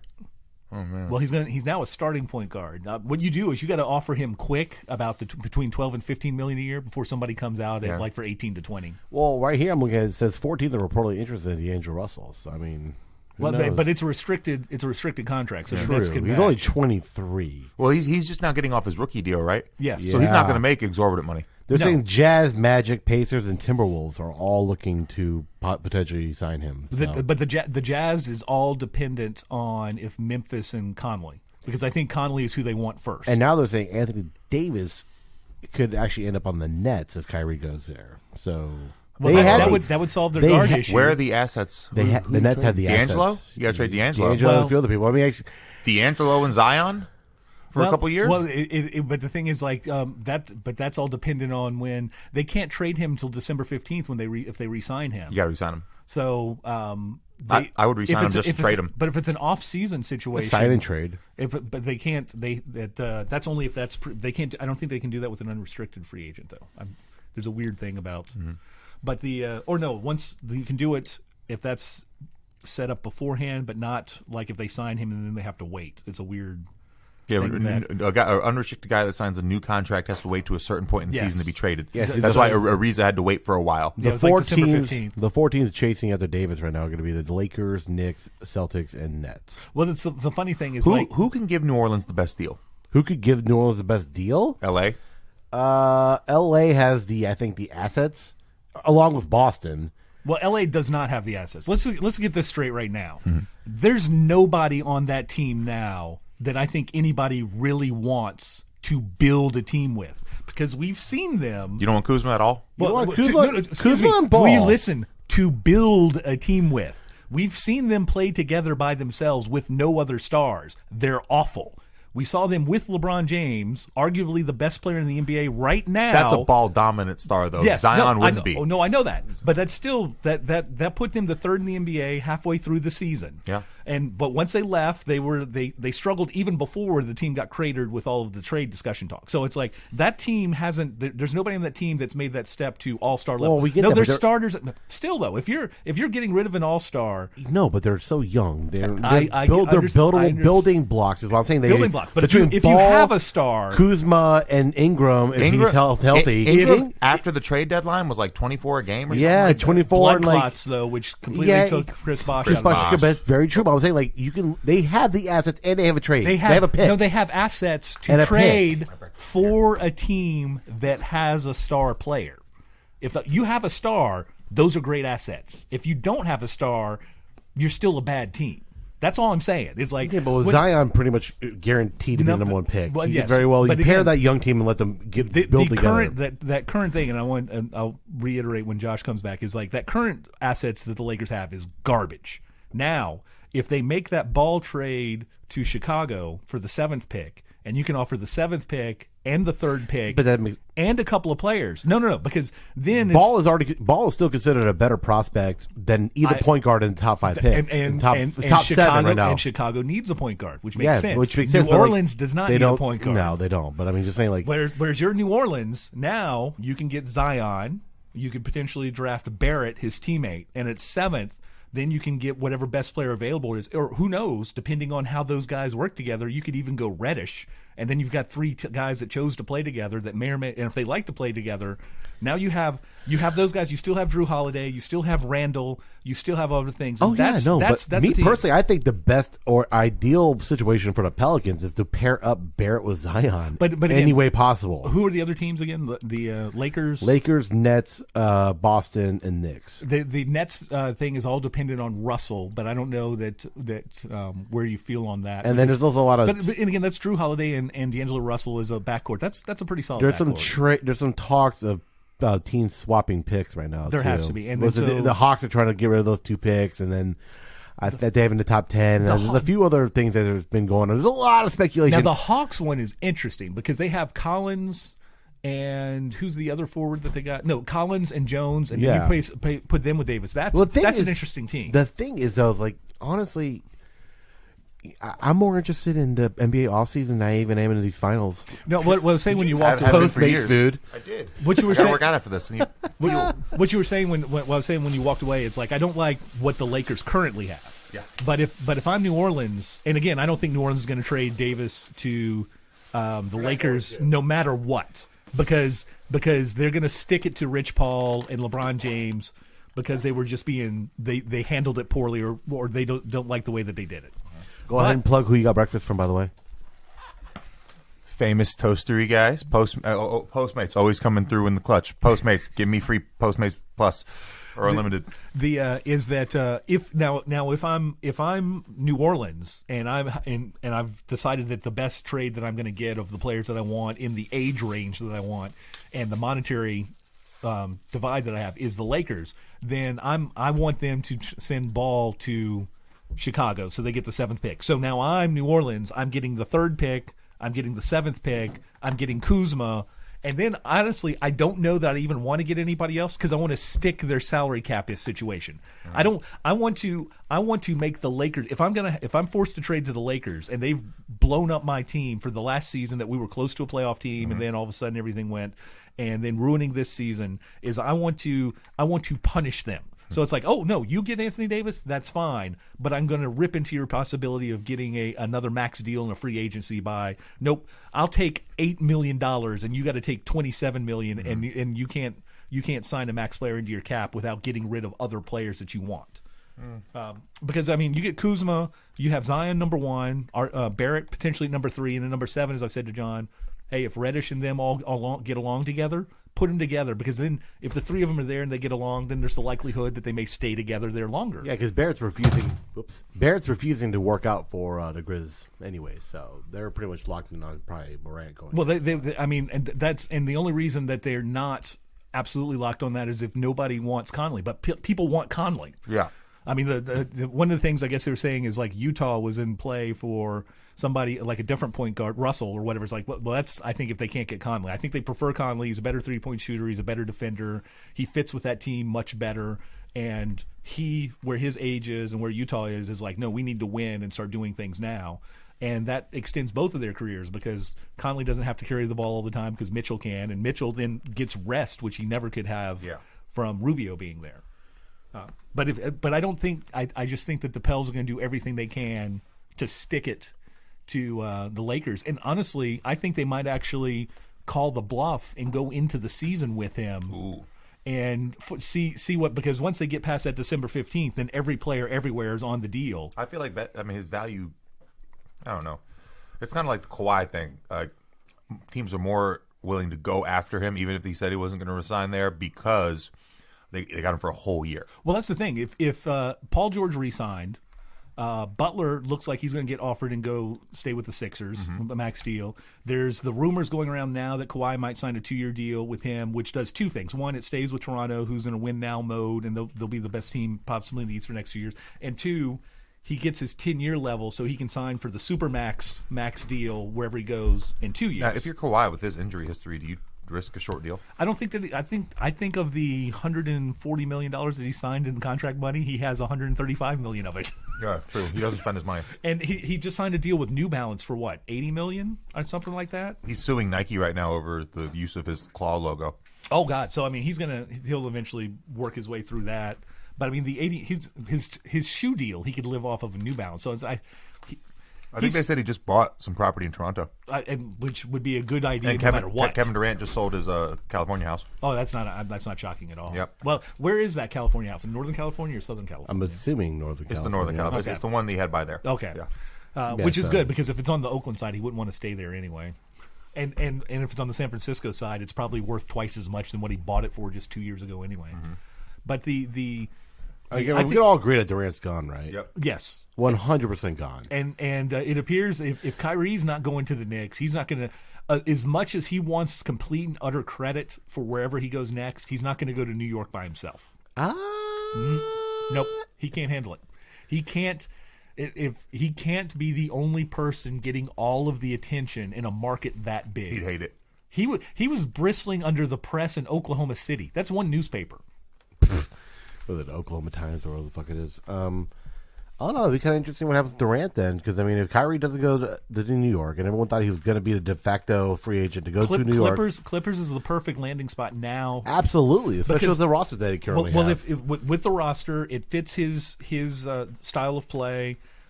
He's got a coach that's has championship experience, knows how to handle a roster, knows how to win. And if Kyrie and LeBron are in the Lakers, he's not going to get asked any questions at all. And he can be on the better team, have the better record, go further in the playoffs, and nobody will even pay attention to him until the finals when it's like, oh, I guess I am the best player. Yeah. Well, like I said, I'm actually more interested in what happens in free agency and in the draft than I am even remotely in the finals, which is completely sad. But even though, honestly, could you imagine if the Knicks signed nobody? I'd be so happy. Happiest person in the world. I'm a Heat fan. I hate the Knicks. Kemba said his first priority is staying in Charlotte. Well, how about no? The rumors is they're going to offer him the Supermax, which, by the way, is an $80 million difference if he goes anywhere else. That him getting that fucking third team All NBA really ruined my personal plans I like for the Hornets. Well, I don't think it really affected anything. The only difference is the amount of money because the amount of money that's a big that $80 million is a huge because deal. Once you're over the cap, you're over the cap. It doesn't matter if you're over the cap by $5 million or you're over the cap by $20 million. You still can't get anybody. Yeah, well, great. The Hornets are never going to get huge free agents. You're not going to have a chance at winning a title unless you draft a championship caliber player, which you would not develop until that contract was over anyway. It doesn't matter if you sign him or not. I don't even want to talk about it. What do you want to do? Get good free agents to be decently competitive, to be in the middle of the draft? Well, what we're doing right now. The one disagreement that I do have in Josh is that I think the mistake that the Hornets are making is certain free agents are not going to come to Charlotte, and those free agents are after their first contract or after the second contract. Single NBA guys between 21 and 27 are not coming to Charlotte. Married NBA guys between 26 and 32 or older may come to Charlotte. So you got to do your scouting. I mean, they signed Gordon Hayward. They signed Gordon Hayward to a offer sheet after his restricted free agent at Utah, and they matched it. And he would have come here because he was married, already had a kid. This would have been the place. Could you imagine how different? That's how we end up. We got stuck with Lance Stevenson because of that trick. Because of that, they signed the single guy. Yeah, they signed Lance Stevenson instead of bringing in Gordon Hayward. Well, no, it wasn't instead of bringing in. No, it pretty much was. Well, no, Utah matched. So yeah, they matched. Can do. But no, you made it sound like the Hornets chose Stevenson. They didn't choose him. No. That's why I meant instead of bringing in Hayward because they matched, we end up getting stuck with Lance Stevenson. But that was 2 years later. No, that was the same year. No, Hayward was a Bobcat offer sheet guy. That was the same. No, Jerry. No, there's no way. You're incorrect. Way. Same season. 100% same season. Nope. Same season. Nope. Yes, it is. Because Hayward signed with Boston 2 years ago, and then 4 years before that was when his offer sheet was at Utah. Because that's how those things go. So that's 6 years ago. We weren't the Hornets. Everyone wanted to sign him. Charlotte wasn't the Hornets 6 years ago. And Stevenson is one of those guys. Lance Stevenson was 2014, 2015. So let's see. Man, time flies. Right? Exactly. No, it's the exact same season. I know this for a fact because I remember just looking at it like, wow. I actually liked Lance Stevenson when we got him, but I was like, he's one of those guys that only works with the team that he was in. Exactly. And then let's see. Gordon Hayward contract. That'll be the best way to look that up. Anyways, you guys keep talking. No, because we're going to savor this. We're going to savor it. We always savor it if it's in fact. Yeah, I know it is. I know what you're all thinking. Let's see. He signed that deal with the Lakers then. We got 2014, 2015. The unrestricted contract. That's the contract. That was the same year that Lance Stevenson came here. So, yes, I'm right. Because, it was a you are incorrect. You are incorrect. We end up getting stuck with Lance Stevenson instead of Gordon Hayward because Duke's titles in 2010. Yes, I'm right. Thank you. Do not question me on that. Trust me. On which? On everything. Everything. It finally reveals itself. I am the villain of my own podcast. No, that was the same year because I just remember thinking to myself, okay, wow, we actually went out and offered to do a max deal. They've done that before. They've done that a lot, but it's always been on the restricted free agents. It's always with guys that are going to get re-signed no matter what. Well, so. and the thing is, it's always one of those situations. The thing that you it's have like to it's do, putting ourselves out there, getting the press. Hey, look, guys, we're trying, but we're not actually. No. That's not that at all. It's what it's doing. It's forcing the other teams, and what the Hornets have to do with players like that who are after their unrestricted years. They have to offer them so much money that they have to force the team that has them to not re-sign them. But that's not how that works, because whatever you offer them as the offering team is less than what the holding team has to do as a max, because the max can always go over. Wow. So unrestricted free agent deals always sit around. The one that was terrible is Nerlens Noel turned down an offer sheet from was it Oklahoma City when he was traded to there from Dallas? Where was he traded from out at Philadelphia? Dallas. He was traded to Dallas. And he was offered a 5-year, $75 million one, and he turned it down to bet on himself. Try and bet on himself. And he's made less than $15 million since then. Well, yeah, that's also, he never really developed. And that's between injuries and never developing an offensive game. That's why whenever anybody gets offered the max deal thing, they stay, which is always, regardless of whatever Durant did and even the choices that LeBron went to Miami and Chris Bosh, they did leave money on the table. I mean, obviously, LeBron has the ability to make all that back up more so. Bosh does not. And Dwayne Wade was entirely hosed his entire career by Pat Riley, who never gave him close to max money. Yeah, but Dwayne got commercials. He's got Gatorade. He did, but not even enough. No, as soon as you said 4, because it was 2010, it was 4 years. The unrestricted deal was the 4-year deal. Yeah. And you know why that kicked in? It was because of Shaquille O'Neal being a 4-year into the league unrestricted free agent out of Orlando, and was able to go to the Lakers without any loss of draft picks or anything else. And then that was the last time that they would allow a first-round draft pick after his 4th year to be an unrestricted free agent. But as soon as that happened, 2 weeks, like within 10 days, that 2-week period, then they immediately closed that loophole. So that's why everybody first-round picks have the 4-year contract, and it's the unrestricted layer. And then if they sign or just do the 1 year, then they become an unrestricted after. So now players have to stay. Usually if you're a first-round pick and you're good, you're there at least 7 years now, right? Well, it's 8, because typically they'll get offered. What happens, it depends what other teams should do, though, but the players won't sign it, but they should. Mm-hmm. If you're really good, you negotiate with a team a 1-year deal for, like, if the Lakers have up to $35 million, they could offer a $35 million 1-year deal, sign it. Now, this team either has to sign it, but if they do, he's an unrestricted free agent in 1 year, and you're 23, 24. Mm-hmm. I love how but most teams will offer, they won't sign a deal unless it's 3 or 4 years, but now you're tied to whatever sorry team is, and then it's not until you're 8 years longer. And then again, like you said, the injuries or anything else could kick in. I never like what the Charlotte Observer ever puts out there, but I've just read a headline. I'm like, oh my God, I actually agree with them. It says Charlotte Hornets shouldn't give Kemba Walker a supermax. No shit. Yeah, I wouldn't. I wouldn't give him at all. Fuck that guy. I mean, I like Kemba. First off, wait, are you going to say you're wrong? Because right now you said fuck that guy, so either you stick with it or you back off of it. No. You say you're wrong or you have sex with him. Fuck that guy. I'm saying fuck that guy being a number 1 option on any NBA team. Oh, no, disagree. He should never be the number 1 option on any team, period. If he from a basketball standpoint, undersized, okay, not a good team. No. If you bring Klay Thompson to this Hornets option team, 1, Klay Thompson. Absolutely. Klay Thompson would be the number 1 option. But he's not option 1, because again, the point guard who scores 25 points a game and 8 assists is the number 1 option. Klay Thompson only has to have the ball in his hands for 35 seconds and still scored 24 points a game. Klay still gets more shots. Well, Klay gets more shots, but he's not the number 1 option, because when you get the pass from the guy who's scoring 20-plus points a game, that's the second option. I don't agree with that, actually.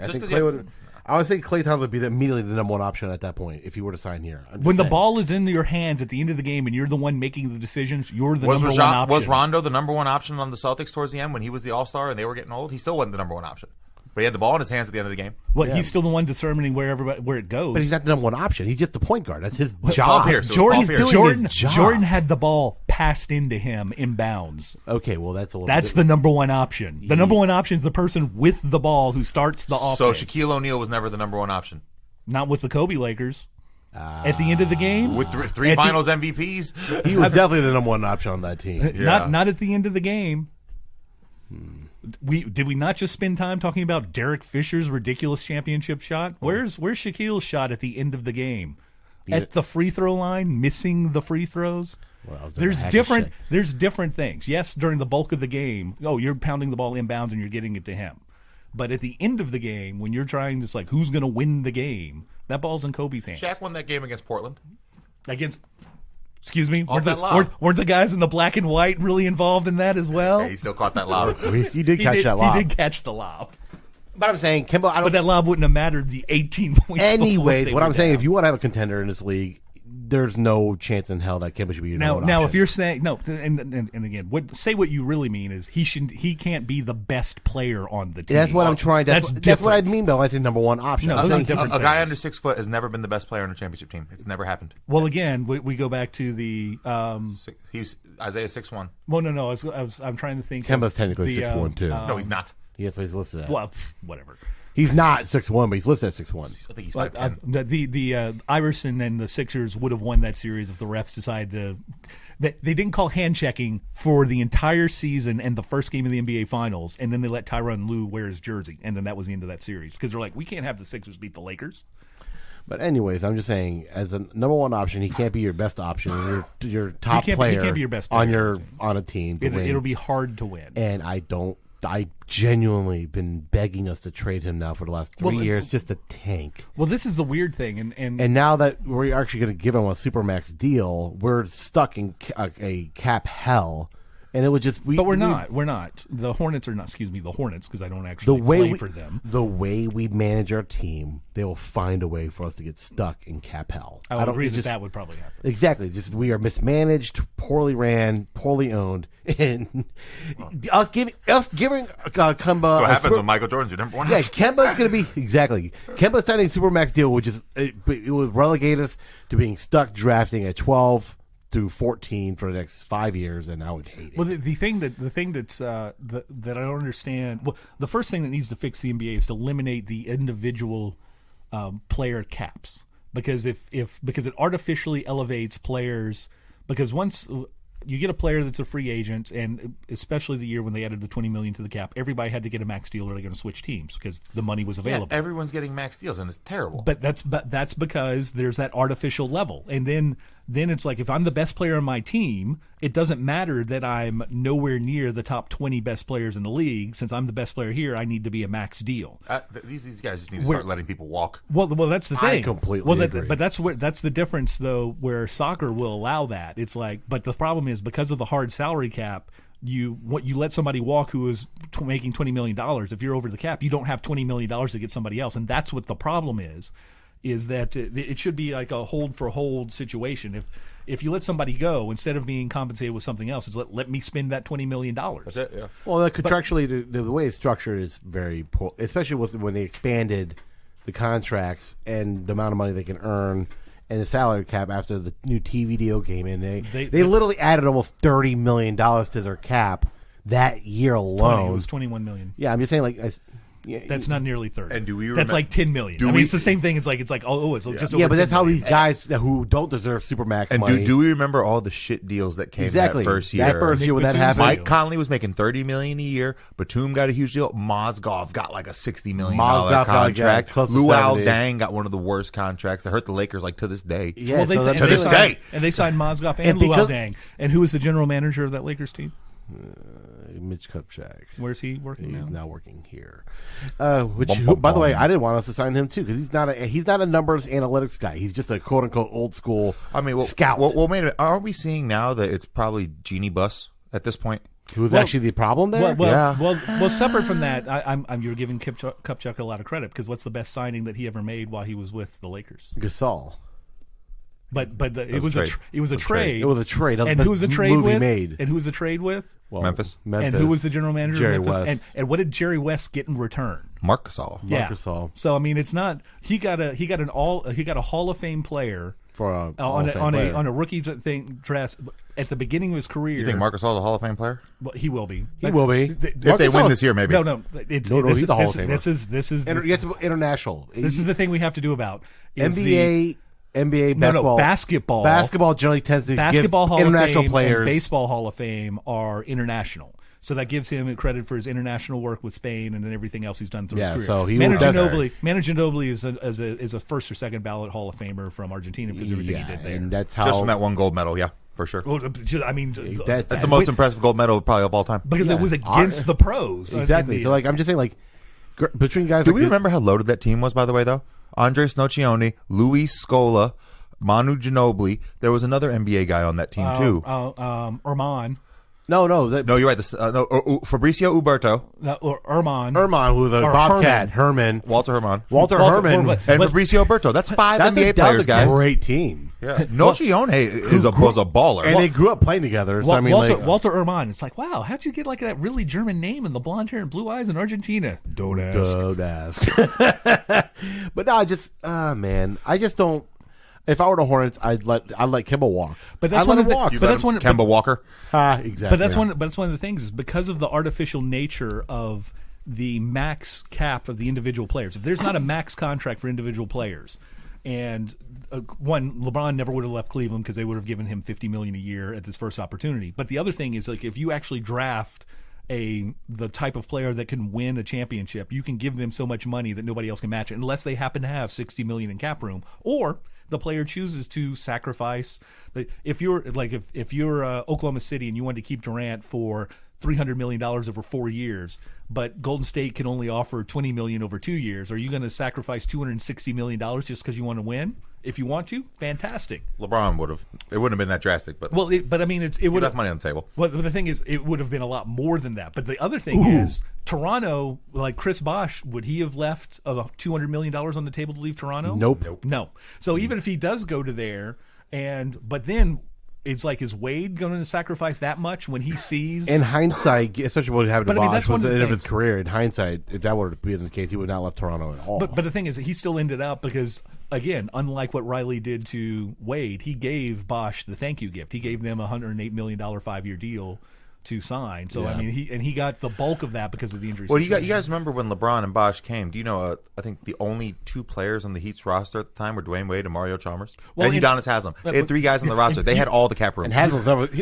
never going to. He's never going to leave that roster. You say forever. Yeah, you say Haslam like everybody doesn't know he was already there. And obviously James Jones ended up being there because he followed LeBron from everywhere, and that's where the Phoenix situation involving trade partners with LA is an interesting thing. James Jones is GM, right? Yes, so it's like the possibility of a 3-way deal involving the Pels. How pissed? Hold on, segue right quick because you're a Heat fan. How pissed would you be if you guys got traded for Chris Paul? Words cannot describe. That's the worst contract in the league. Him and Wall are the worst contracts in the league, and we've been trying to get both of them. And what? But the deal was in place that was going to happen, and then the Achilles injury has occurred. And Wall could never been so happy someone got hurt. Well, Wall's a bad contract because of his injury. Well, no. Wall's is a bad contract because he's one of those players that doesn't fit well winning with other stars. Yep. And you can't win, as we're talking about the Hornets, with just one person by himself. Didn't John Wall get hurt? He got hurt last year. Yeah, and then they went on a tear with Satoransky at point guard. Well, and more so, they went on a tear of averaging like 12 consecutive games. They had over 30 assists a game, and they had not had a 30-assist team game in the previous 40 games with him. Well, Wall gets his assists the way Chris Paul and Rondo get their assists.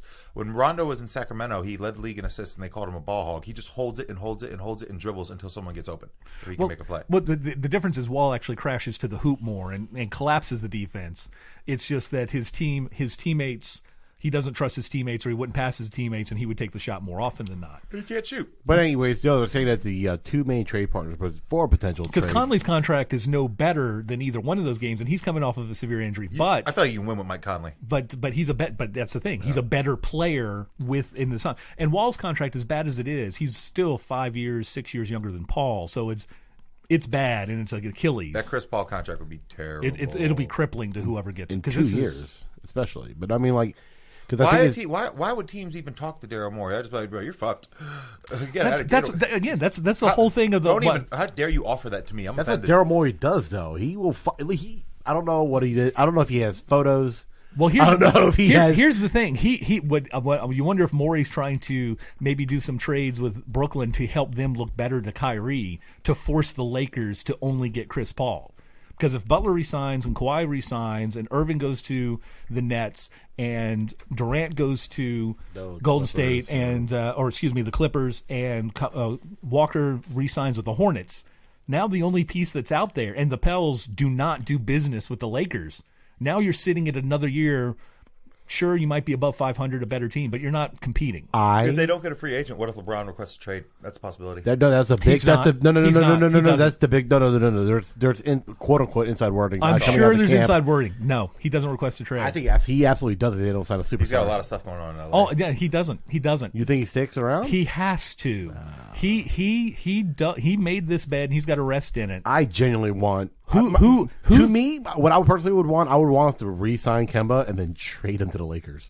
I would take the entire. But you couldn't trade him until December 15th. Don't care. Well, fine. I'll wait till December 17th and send him to the Lakers. Bring in Ball. Merry Christmas. Get out of here. Yeah, exactly. That's what I would do. I'll be like, oh my God, take him. But that's the only thing that could happen with that is that the Lakers have to sign nobody and that they don't panic and trade for Chris Paul, which they'll panic and trade for Chris Paul. But the thing is, LeBron doesn't trade there. Scenario for me. Because if LeBron demands a trade, all you have to do as the opponents is just meet salary. You don't have to give assets in return. He doesn't get traded. Because you can't get anything in return. You get pennies on a dollar. And again, unless you're the Pels and you're like, oh, you want Anthony Davis? This is what we want. And you just like give us LeBron. LeBron plays with Zion. and you send Davis to the Lakers with nobody. And you just stick it to each other, and it's like, oh, this is what you want. I don't think either organization is that petty. New Orleans was until they fired their general manager, and I still don't think they're too far away from that because they still see Rich Paul as the person that sunk in the opportunity. But before that, it's like you said, why would anybody make a deal with Daryl Morey? Yet every single person thinks that Davis is going to trade to the Lakers. It's the exact same situation. It's like you're screwed. You're not getting this. Well, I mean, with Kemba. Even at that point, do you even if you were? I mean, Kemba's not going to. December 15th is about 23, 24 games, 25 games into the season. Kemba doesn't bring in the kind of assets that Anthony Davis would in a trade package. Anyways, they might give us maybe Ball. It gets Ball and Kuzma or Ball and Hart. Ball and Kuzma or whoever they get at 4, or they selected the 4 spot, which could be 4 and Ball. I would take Hunter and Ball for him in a heartbeat. Absolutely. 100%. How much different would that make the team? Because now because then you could with Bridges getting better and with some of the other people on the team and Bacon, a true point guard. Bacon, you could put 6-8 guys on all 4 of the wing positions. A true point guard who likes to distribute the ball, who's not a ball hog, who can play defense. And can play defense. Oh my God, who's just short of an elite defender. I think the Hornets would immediately become a better team, based on that trade. But even losing a guy that averages 27. Guess what player is never going to come be a Charlotte Hornet? Ball, because his dad. And why? Well, because of his yapping at that. And Jordan, yeah. God, I take Kuzma and Hunter or whoever they take. And how big of a mistake did the Balls make the big baller brand situation? Well, no, that from what I understand, that was his family friend, his dad's best friend, with a criminal record. His dad's best friend, who actually all the kids used to call Uncle whatever. It doesn't matter. They turned down tens of millions of dollars in shoe contracts. You want to have control of everything? Perfect. You know what you do? You have somebody else pay you money to build your brand. Yeah, I find that really sad. And then in 5 or 6 years, you use that $80 million to build your own thing. They had Lonzo Ball actually on LeBron's show on HBO talk about it, and you're just like, I actually felt bad for the kid. And LeBron just looking at it's horrible because they were doing that when his mom has cancer and they're stealing the money from him. I thought it was a stroke. Okay, so it was a terrible. You see LeBron looking like, yo, bro, tough break, but you can bounce back. And they're literally all like, it's okay, kid. You're young. It's okay. It happened to you now. It's better that you happen to you now than say when you're 31. You know, so you'll bounce back. You got a name. You're good. Someone's gonna sign you, or you can actually. They were basically saying, "Hey, that happened. You got rid of that guy out of your circle now, and you can." LeBron just be like, "It's all right, kid. You're going to be good. I'm going to give you a fresh start somewhere else." No, I mean, honestly, he doesn't care about anything. He's like, "Oh, well, this will be a new customer for Clutch Sports." I mean, this is just speculation. But if you're the Hornets, would you take a flyer on Ingram and bringing him in? No, here? You wouldn't. 2 reasons. One, it's like he's not going to come here because he's a Duke guy, and that's not what things have been signed lately. But 2, it's like I want nothing to do with anybody with blood clots. Nothing. You can't if Lonzo comes, who's scoring the points? You can't have him die wearing your uniform. Yeah. Yeah, you're right. I mean, Bosch, the league is like they still show whenever Bosch is on any show, they still show him as unrestricted free agent every time. Because he wants to play. Because he wants to play, and I feel so bad for him. And the NBA is like, of anybody ever, Chris Bosch has the best case for collusion. Because it's like, what's the reason? Why would they not want you to play? Because they're afraid to have me die on a court. And you're like, oh yeah, that's a good reason. Yeah, give him all the money. That's why they're not signing him. I mean, there's no way. The blood clot thing is like there's a reason that in careers. You think Ingram's done? It's gonna be really interesting to what the cause and if it's a recurring thing at all, because it was like in the shoulder, which is a problem because that gets up around to where the brain and going through with that area. You got big arteries here. And so I mean it's a situation if it has dissipated and they know what the cause and what the source was, but I mean if it's a repetitive chronic thing. Oh, and if it's chronic, then he's not playing again. He's not playing again. And but if it's not, and who knows? He needs to use some of that money and go back and figure out what he's going to do for the rest of his life. He goes and somehow becomes a coach with Coach K at Duke. Duke and K tends to take care of kids who have bad beats in life. The bad beats in life that were graduates. Well, true. So he's got at least 3 years to finish that. He can go graduate, and then he'll sign on with them. I don't know. Have you seen him play? I don't know what kind of coach he'd make. Yeah, well, he could actually go international. There's some crazy team. Yeah, Wojciechowski as the big man coach. I mean, you go over there and there are some international teams that'll probably sign him, like China or somewhere in China or in Israel. Or luckily straight to Russia. If he dies, he dies. He dies. Exactly. No, like there will be. He will have an international career, I'm sure. If he gets blackballed from the NBA, and Bosch he won't play internationally because he's like, I'm too big of a name. I'm old. I'm not going to move anywhere. First off, that's not how that works. His wife will obviously say, it's like, no, you're not doing any of this. The second thing is anybody who says that they're too big of a name actually has so much money that they don't need anymore. Because I mean, it's one of those super leagues. Yeah, that's what I'm saying. He just wants to play, and so he wants to play, and he wants to play here, but he doesn't want to play so bad that he'll go somewhere else. Yeah, but I think so which means he knows that he will. Ingram's young enough that he will play. Ingram doesn't have the money either. Chris Bosh can do a lot, man. He's got personality. He's funny. Yeah, well, no, I'm surprised he hasn't been a commentator in the studio. Ingram would be really good. Ingram was the number 2 or 3 pick. He's number 2 pick. He got like $20 million. He's got money. I mean, he's fine. But I mean, we don't know how he spent that because there's 2 different types of people that have money at that level. This is very true. We don't know people go broke with $100 million. Yeah. Well, yeah. I mean, what was it? Latrell Sprewell turned down 3 years, $45 million, $15 million a year. He said, "I got kids to feed." He never signed another contract, and he went bankrupt in 18 months. And then what happened? Because he owned yachts and things that he doesn't need and multiple houses. People spend the money. That's weird. It's because I'm running the tethering. Well, anyways, it'll be interesting to see what happens. But you're right. The free agency and where the players end up is the thing. Over the last 4 years, since LeBron literally made the decision back in 2008, it was 10. Yeah. And that's the funny thing is like there was the tease like the year or two before with the trades with Boston, but that was only on draft night, getting Garnett and Ray Allen and all of that. And so there was like the draft night buzz. It's like, oh, who are players going to get? But the drafting of players in the NBA has been effectively useless since '92, maybe when Chris Webber and all of those sophomores came into the league, possibly one of the greatest high school classes ever because it was Billups and McDyess and him and Joe Smith and the 2 big centers from Arkansas, Wilson but I mean there was like 15 guys that were sophomores that came out that are all drafted, and then the guys that followed after that. But since then, nobody's cared about the drafts because they've been less familiar with them. But this draft, people are interested in because of Zion, and then you're familiar with Barrett and Reddish, and then Hunter worked his way up until a top 5 pick, and then there's the mythology around Ja Morant and whatever he's actually done because he led the nation in scoring and assists, first player ever to do that. Kay Felder did it a few years ago. Okay, and so you're getting this whole situation to where it's like, oh, there's actually interest in the draft and then the free agency, so that gives the NBA a good 6 week to 8 week situation. The thing is, the teams that are like literally at 3 and 4 are each chasing a superstar. So, and they have those picks dangling, and they also have assets for the most part dangling. So it's like, Well, I mean, effectively, pick number 1 is chasing a superstar as well. What the Grizzlies are picking at 3? No, the Grizzlies are picking 2. That's why Morant's going to go 2, and that's why Conley's going to get traded. You got to think you could trade Conley and Durant and pick 2 and Morant for something big. Potentially. Give me Anthony Davis. Well, that's the thing. It's like, but I mean, yeah, that's what you're looking at is. Obviously, that Pelicans go 1 and 2 in the draft. Pelicans don't want that contract. He would not re-sign there though.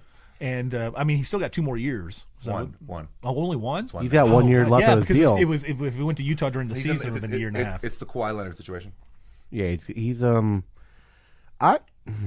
Exum is going to be in Memphis. He's going to be part of that Utah trade. If he's not a straight free agent or restricted free agent, but they have to. That's going to be the thing is like where Conley goes because that's those those first 4 picks could all end up not. I mean, Zion will end up with the Pels, but the rest of them could all end up playing somewhere else or be a part of something, doing something else, or immediately become the most important player on that team. Or Zion.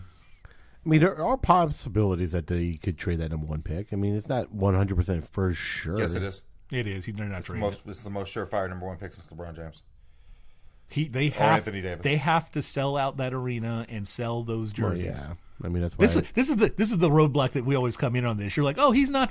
He's absolutely, no doubt, the number 1 pick. Yeah, and it's not getting moved. I've had idiots put doubt in my head that I'm like, he's not going to be that great. And he's not going to be a superstar. Oh, it doesn't he's matter. Already a superstar. No, it doesn't matter if he's any good or not. He's box office first game. First game. Exactly. It doesn't matter what happens. In fact, it's even better if he comes out and like breaks a leg, like doesn't mess with tendons or anything else. They sold the season tickets this year. They don't play them all. They redshirt freshman. He's still redshirt brand new. He gets the Sixers red shirt and still is a brand new player next year. And then they sold the tickets for that. And then you get 2 years of season ticket sales and without actually playing. He's a redshirt rookie. That'd be kind of interesting to see what happened with that. But I mean, like. I'm so tired of that. I want to see him play. The thing that I'm excited about is that Josh and I both separately and completely agreed that the best deal for the Pels is Anthony Davis to the Knicks for the 3rd round pick. Absolutely. Mitchell Robinson, Kevin Knox, and who did you say our third guy? Maybe Dennis Smith Jr.? Yeah, Dennis Smith Jr. No. Best deal by far. That's the best deal. You and I talked about that. Well, you and I were texting back and forth. Yeah, no, I was like, that would be 100% the best deal to happen. Robinson is a defensive anchor for the next 8-10 years. But the thing, Josh read yours and said the exact same 3 players that I had said. No, because you pair up. You have Dennis Smith, you have Zion, you draft RJ. You get those Knicks players. You draft Barrett with the 3rd pick. You have Zion, and you re-sign Randall. So your starting lineup is Holiday, Barrett, Zion, Randall, and Mitchell Robinson. And Robinson's your defensive anchor. And then and Dennis Smith is 6th man. Dennis Smith, Etuan Moore, Solomon Hill. And then you still have Knox and that's a playoff team. And coming off, so you got a nine and Okafor's on the team. Knox is good too. And then you got a second team that can score. And you can put a really good defensive. That's front a playoff with those guys. team because now Zion doesn't have to really play defense.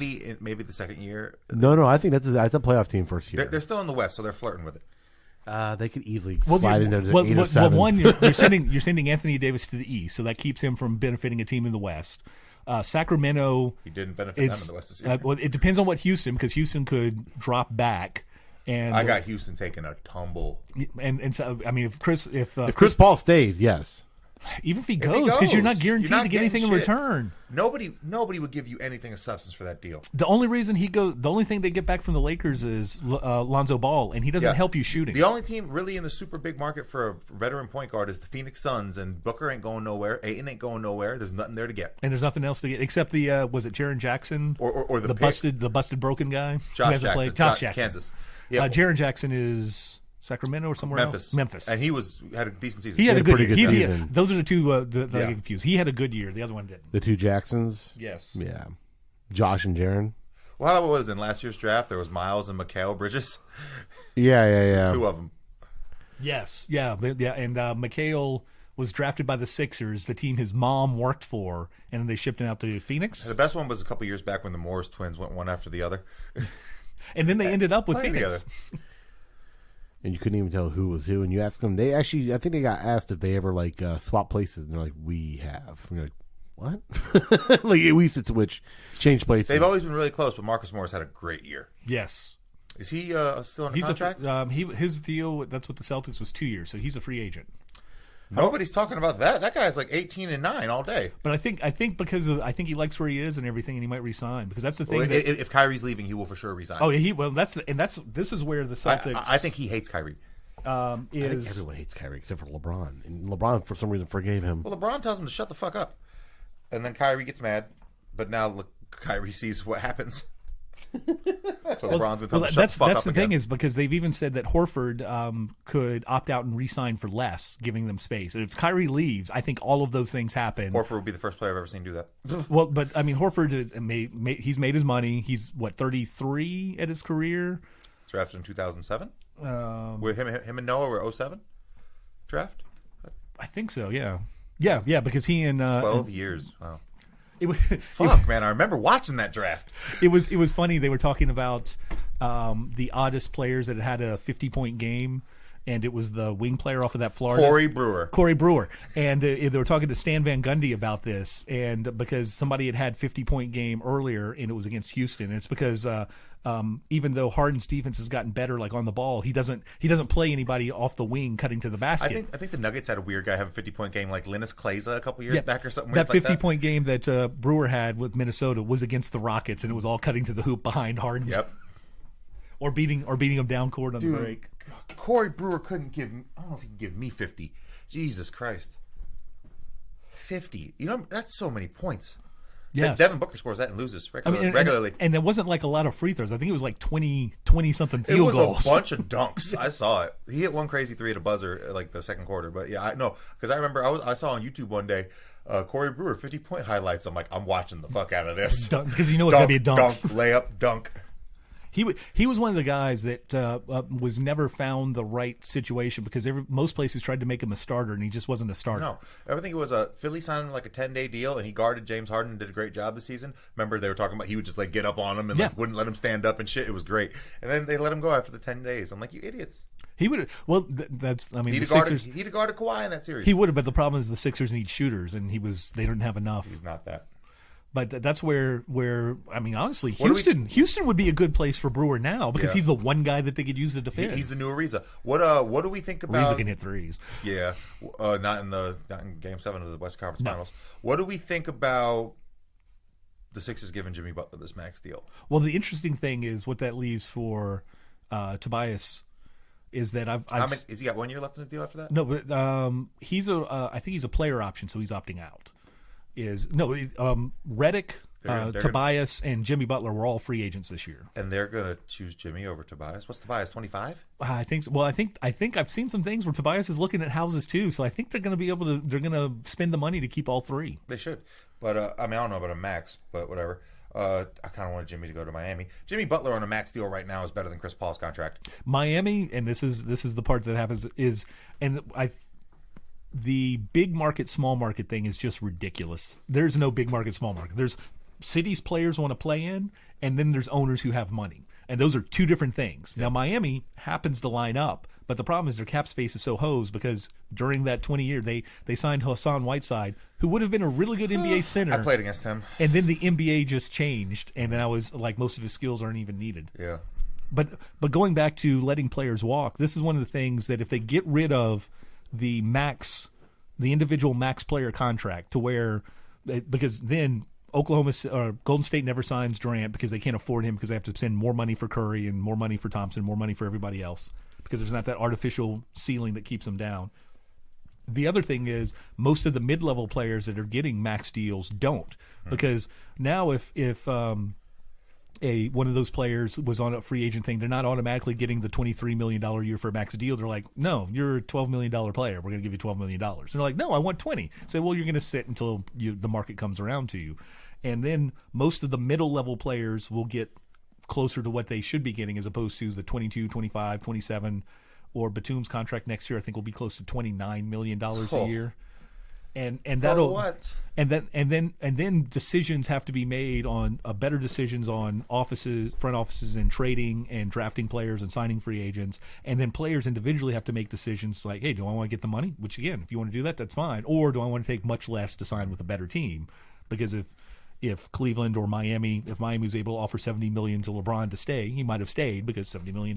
Should have never left. You know, and no, he shouldn't because he could have gotten the more titles. But he did the one thing that he knew that would separate him for everything else. He got a title to Cleveland. And whatever one person in the future gets a title for the Knicks, it won't happen until James Dolan is gone.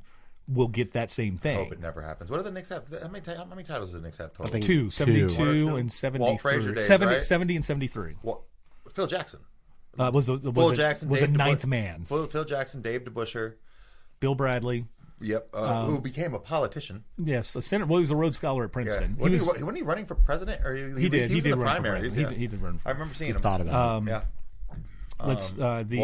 Walt Frazier, Earl Monroe, who was traded from the Bullets, DeBusschere, Bradley, and the guy who was limping in Game 7 against the Lakers. No, the limping game was the Bullets. It was Wes Unseld. No. That's he played the more famous limping in the 73 finals. All of a sudden, I can't think of his name. But they started both on the 70 and 73 teams, and Phil Jackson was like the 8th or 9th man on that team.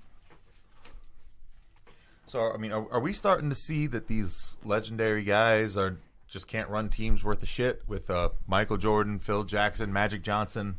Well, it's always been a thing across most sports that the highest, most elite individual performers in any of the sports don't have the same acumen as a evaluator, and mostly because they don't understand how players don't try at the same level. Well, didn't Larry Bird did all right with Indiana? Well, that was one of the different He things. did okay, but Jerry West and Elgin Baylor for the NFL are two guys who NBA. Elgin Baylor wasn't. No, Elgin Baylor. I good. mean, what did I say? Elgin Baylor. I was thinking of what's his name for the Ravens.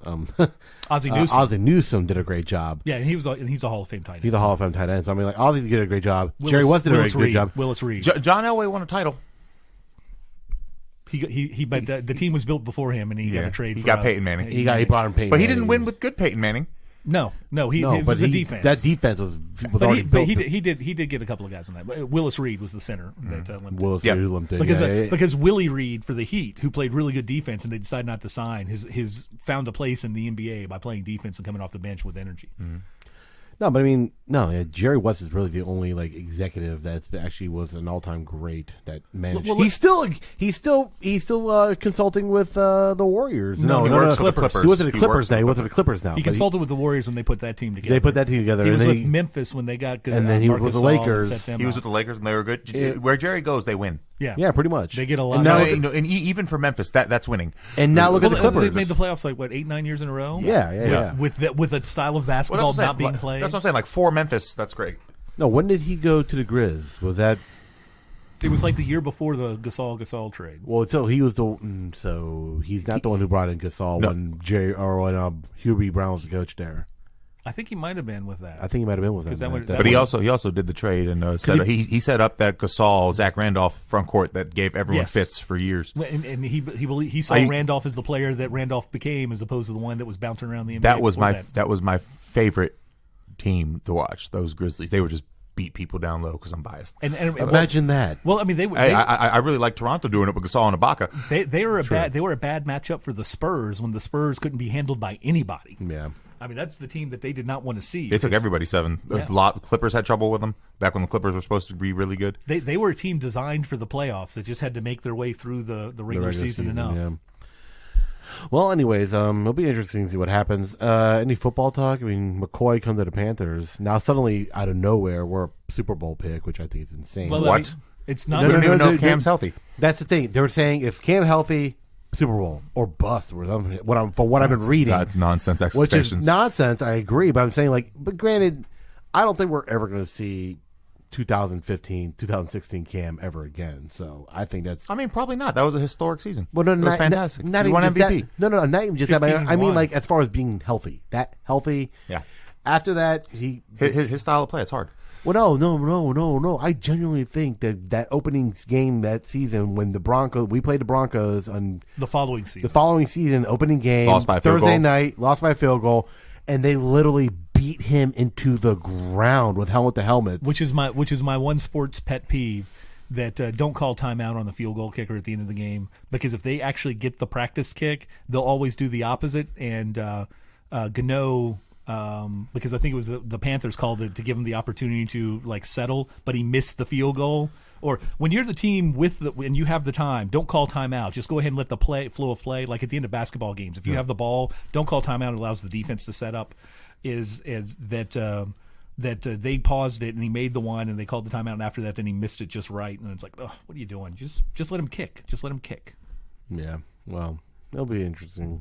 I don't know. That's really odd because I mean, the Panthers were really good. I mean, what, they were 8-2 last year. We have 3 Pro Bowl defensive tackles now, or Pro Bowl caliber. No, they're Pro Bowl. That's not a problem. They play in the Pro Bowl. No, you rotate them. No, that's not what they're doing at all. Because McCoy and Poe can also play the defense. They're going to a 3-4 defense. This is your they are 3-4. switching to 3-4. This is your 3-4 defensive line. Because McCoy will be the one that will flex out a little more to the edge. And Dontari Poe can play closer to that. We're switching to a 3-4 defense when we have the best middle linebacker in football? I don't understand that. Well, no, what I don't understand is you have a 3-4 defensive coach, and he's waiting until 9 years into his career to actually switch it around. I mean, he made a Super Bowl as a defensive coordinator in Chicago as a 3-4 coach. He made the playoffs many years at San Diego as a 3-4 coach, and then he comes here and he's like, oh, well, I'll just stay as a 4-3. But you have Luke Kuechly there in the middle, and you can't really – it's kind of hard to – I mean, I think Luke Kuechly is good enough to be in the middle in a 3-4, but I think he's going to kind of lessen his ability. No, I think it protects him because it keeps him from being the one that takes most of the direct hits. And running from sideline to sideline. And but he does it so well. But he'll be able to cover. I think they'll probably put him on the wide side, so it'll still give him his speed and his coverage and everything. But it'll extend his career. He'll still be the one making all the decisions. It's kind of odd that they did that. But who's going to be our leaving Thomas Davis, because it's like that's your 2 middle guys in a 3-4. Who's going to be our edge rushers? Well, Thomas Davis is gone. That's what I'm saying, though. It's like Shaq Thompson. Shaq Thompson, supposedly. Well, that'll be your rush linebacker, though. I don't feel like we don't even have any edge rushers on a 3-4. But well, I mean that's what just doesn't really make any sense. We don't have Clay Matthews. Well, that's where McCoy is going to become that. Peppers is gone, which again he would have been. He never wanted to play a 3-4. He's a perfect 3-4 outside linebacker.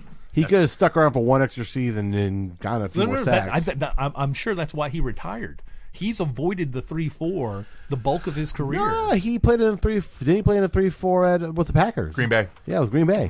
But I mean, they kept him outside, and they had. He didn't do tell him and Clay Matthews. They had Clay Matthews take the worst part of it, though. I generally think Clay Matthews is overrated, but whatever. They always had Peppers as the rush linebacker, so he never had to defend anybody in space or anything. But even though he actually played very well coverage. He's a born 3-4 guy. He's built for it. Oh, he's built for it. His athleticism, his size, everything he can do. He could guard tight ends. You put him back in coverage sometimes. You're like, he'd be faster than some of the guys trying to run around. I can play basketball. Come on. Well, he first guy to play in the Final Four in the Super Bowl. Yeah.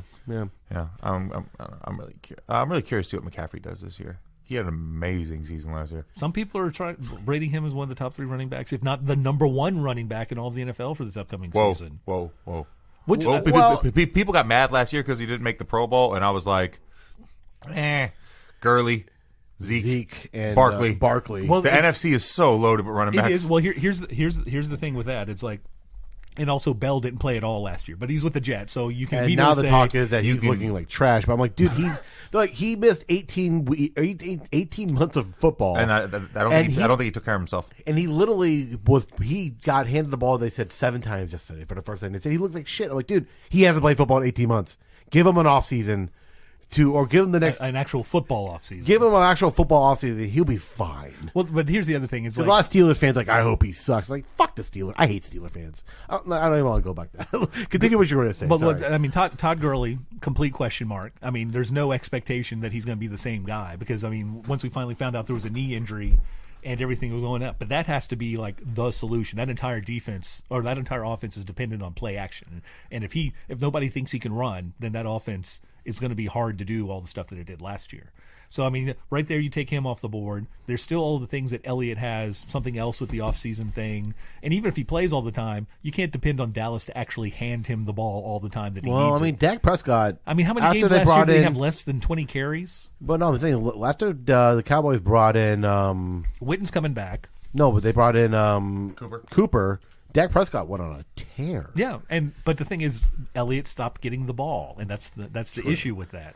Well, they'll find their balance now that. Now Barkley's No, they're not. They're the Cowboys. No, they won't. Now Barkley's gonna get ran into the fucking ground. But the thing Ridden with that hard, is, put away wet. Yep. I feel awful for running backs in the NFL. That kid is gonna be ran to the ground in his career. He's gonna have one good contract, and that'll be it. well, that's what Le'Veon Bell held out for what he did. He's smart. But with Barkley though, it's like their offensive line going to still be as good? Because if Manning's still your quarterback, nobody's defending the pass. There's 9 people in the box. That's kind of why I made that comment about the Steelers fans. Like, I think it's in general the NFL's culture as far as like just plug and play, you're dispensable, whatever.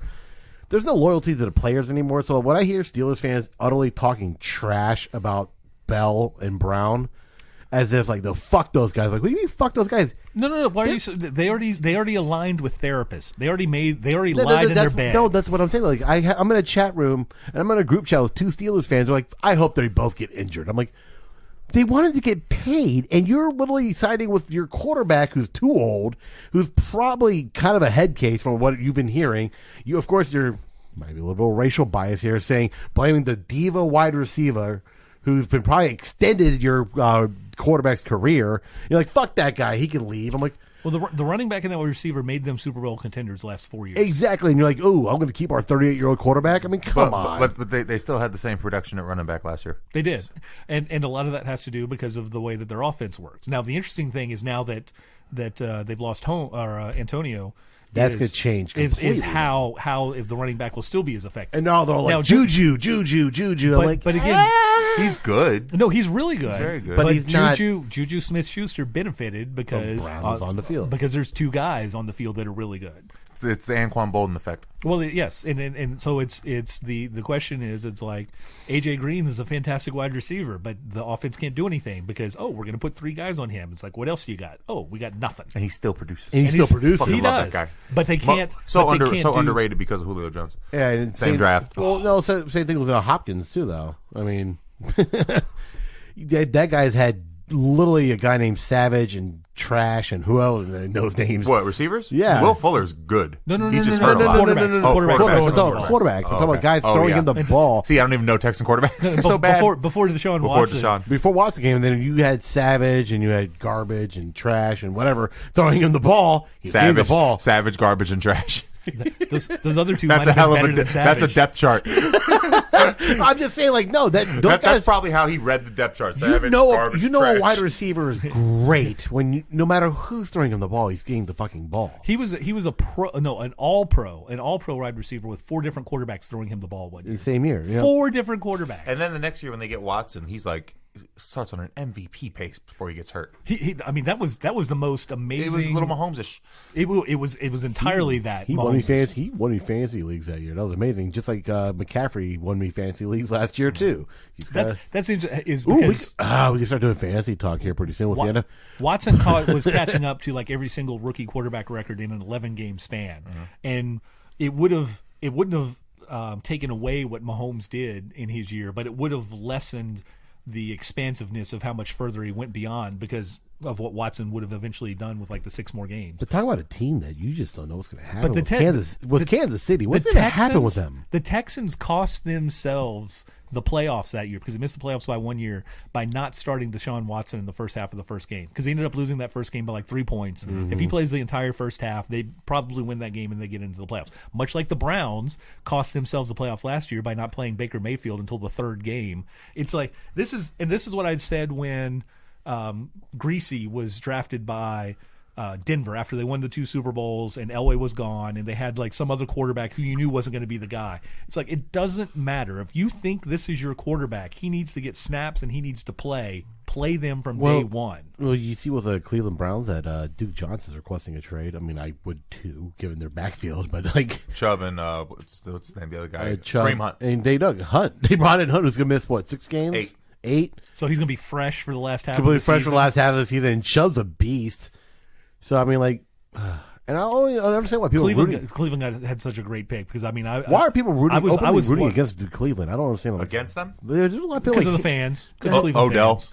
People don't like Odell. I love Odell. He's cool. When it comes to wide receivers, I like my guy being like an Odell, or being like a Brown, or being like a Randy Moss, or being like, I think you're kind of boring if you're like Julio Jones, who doesn't do anything. I mean, I don't get what people's problem is. A guy's doing coke on a yacht in Miami. Like, that's gonna make me not like him? No, let's hang out, bro. Exactly. It's the one thing that I wish Baker Mayfield curbed his brashness for only one thing, and he's a coward for doing it. And I wish that he didn't. Is he was asked about taking the OU flag and stabbing it in the middle of Ohio Stadium when they beat Ohio State his last year, and because obviously Ohio fans were like, blah, blah. He should have just said, it's like, yep, it's something I did. It was in college. No big deal. We're in the pros now. But he apologized. It's like, own it. Be the guy. I still like him. I love Baker Mayfield. Him. Yeah, I love his attitude. I love his attitude. I love his brashness. He's a competitor. But I wish he would have made the Browns fans. You make a choice. You're either a Browns fan or you're an Ohio State fan that watches the Browns. It's the old guard style of fan that hates on guys like Baker Mayfield. No, that's a different thing. That's just the fans of your sports team. I mean, it's the whole Terrell Owens when he scored the touchdown, goes in, spikes the ball on the star, and does the Jesus thing. I loved it. But once he became a Cowboy, it's like, did they bring that up? No. So it's like, once he's asked about it, he said, hey, if we're going to talk college football, we'll talk college football. If we're going to talk pro football, we'll talk pro football. Make the fans eat it. Like, hey, you can hate me as a college guy, but I'm your guy, and you got to love me. And I'm probably going to deliver you your first playoffs appearance in forever. He's one of the guys since 2008. Derek Anderson. Yeah, he's an all-pro quarterback, which is Pro Bowl quarterback. He threw 34 touchdowns that year, and almost 4,000 yards. 4,000 yards. They were up 17 in the playoff game, or they came back from 17 to be. It was a ridiculous thing when they got in the playoffs. And I just remember there was some Panther fans thinking, "Ooh, we should start DA over Cam." I'm like, wait, what? No. Well, no. The offense isn't designed for a quarterback who can just throw the ball. It's designed for a quarterback who can throw, and then when nothing happens, they run. Yeah, it's a horrendously, for passing wise, a horrendous offense. Especially once Olsen went down. Once Olsen down, because it's with our offensive coordinator, the team goes through the tight end, and the offense goes through the running back and the tight end. And if those aren't great guys, then your offense is going to stymie. Luckily, McCaffrey was amazing, and probably will be again this year as well. I think he puts up. Wait. I mean, what did you think of that pick initially? I hated it. Oh no! I've been on this one too. I hated Luke too. I didn't like either one of those picks. I'm also racially biased, so I'm not gonna lie. Stop taking white guys. It's not the NBA. You also didn't like the offensive coordinator. Nobody did. Well, no. I because I went to him and was like, he's perfect for this because Cam likes throwing to the tight end. And he needs the outlet for the running back. None of the offense ever gave that before. And those are the two things this guy always does. He makes Pro Bowl tight ends and he makes Pro Bowl running backs because he gets the ball in their hands. And if Cam, his shoulder had not been destroyed from everything else, he would have eaten up the entire defense. Greg's coming back this year, right? Yes, he's playing. How old is he now, man? I watched him play in college. I love him. 30. Olsen? Yeah. No. He's like 34, 35. Yeah, he's younger. He's younger than you think. He's younger than you think. But he was playing with Miami when they had that stretch of tight ends that were just like Keller Winslow, Olsen, Shockey. You mean sexual predator Kellen Winslow? Oh my God! Can we talk about this? I forgot. He's a gerontophile. For those of you who don't know what. For those of you who, am I wrong? Go ahead. I know there's a word for everything. I did not know that was the word. All right, there's a show called Brickleberry, and that's where I learned it from. But a gerontophile is a person that is sexually attracted to old people. Let that sink in for a minute. And not like a few years older. Grandma, gammy, gum blowjob old. The sexual. Have you ever heard? I've heard of them as separate crimes, but sexual abuse of the elderly. God, great. Kellen Winslow Sr., the Hall of Fame tight end, is like this. Do you think this is my legacy? You think he's in the old people because he's jealous that his dad's senior? Man, They've been calling me Junior all my life. I like all those women my dad gets. Oh, my Lord. So I heard about it from a TV show, and I never knew it was a real thing. But, I mean, I guess if there's a word for it, it's got to be a thing. But what the fuck? Oh. That's just ridiculous. And then, because Shockey, Olsen, Winslow, and I think there was another guy that made an appearance in it. But, I mean, it was a terrific. I mean. I'll be right back. That 2000. You got an old lady waiting? Was it that 2000 Miami team, the one that won? 2001. 2001. That might be the best college best college team of all time. Not even close. Well, there's two things. Their backups were all Pro Bowl players. Well, so that's the thing. It's like there can be a question of whether they're the best college team, but there's no question that they're the best amount of talent amassed on one team. Do you remember that secondary? Oh, because it was four first round NFL starting players: Ed Reed, Sean Taylor, Philip Buchanan, Mike Rumpf. And Rumpf, the least of them, was a Pro Bowl player. San Francisco. And Sean Taylor possibly could have been the best. I think Philip Buchanan was a Pro Bowl kick returner. He was. No, and I forgot about Rumpf. Mike But Rumpf. and that's the thing, Sean Taylor, and then there's the Boston College play where Ed Reed basically willed a victory by it's like, we got an interception on a goal line stop. Well, I'm going to take the ball from you and run the next 98 yards. Ed Reed might be, oh my God, all-time safety. Ed Reed is Bill Belichick's favorite player of the last 20 years in the NFL. And it's the one you want to get a reaction from him. him. Ray Lewis on the same team. Good Lord. I love that Super Bowl team. But I liked the Ravens for a while because then they got Willis McGahee later. They got McGahee. Now, let's really talk about something. Oh, how many running backs on that team? Clinton Portis was your starter. Najee Davenport made it to the league. He was the backup. You had Willis. Najee Davenport went pro because Willis McGahee was coming and he knew he wasn't going to have a job. Right. He could have stayed for his senior year. And then we had. Let's talk about what.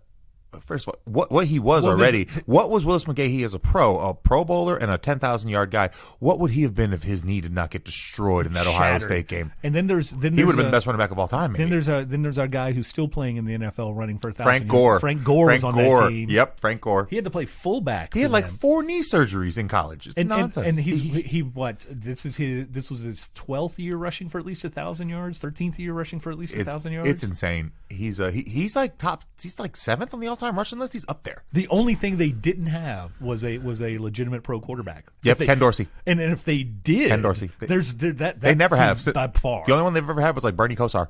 I'm not going to count Vinny Testaverde. No, well, Testaverde. 5 interceptions in a national championship game. I'm so happy he went to the Jets. The NFL record for throwing at least one touchdown in 20 consecutive years. He played 20 years in the NFL. And threw a touchdown every year? At least one touchdown every year. I'm sure he threw at least one every interception year. every year. Yeah, every year. Oh, 5. Yeah, but of course he gets drafted by Tampa Bay, and then you find out he's got a little color blindness. He can't tell the light orange from white when they play in those colors.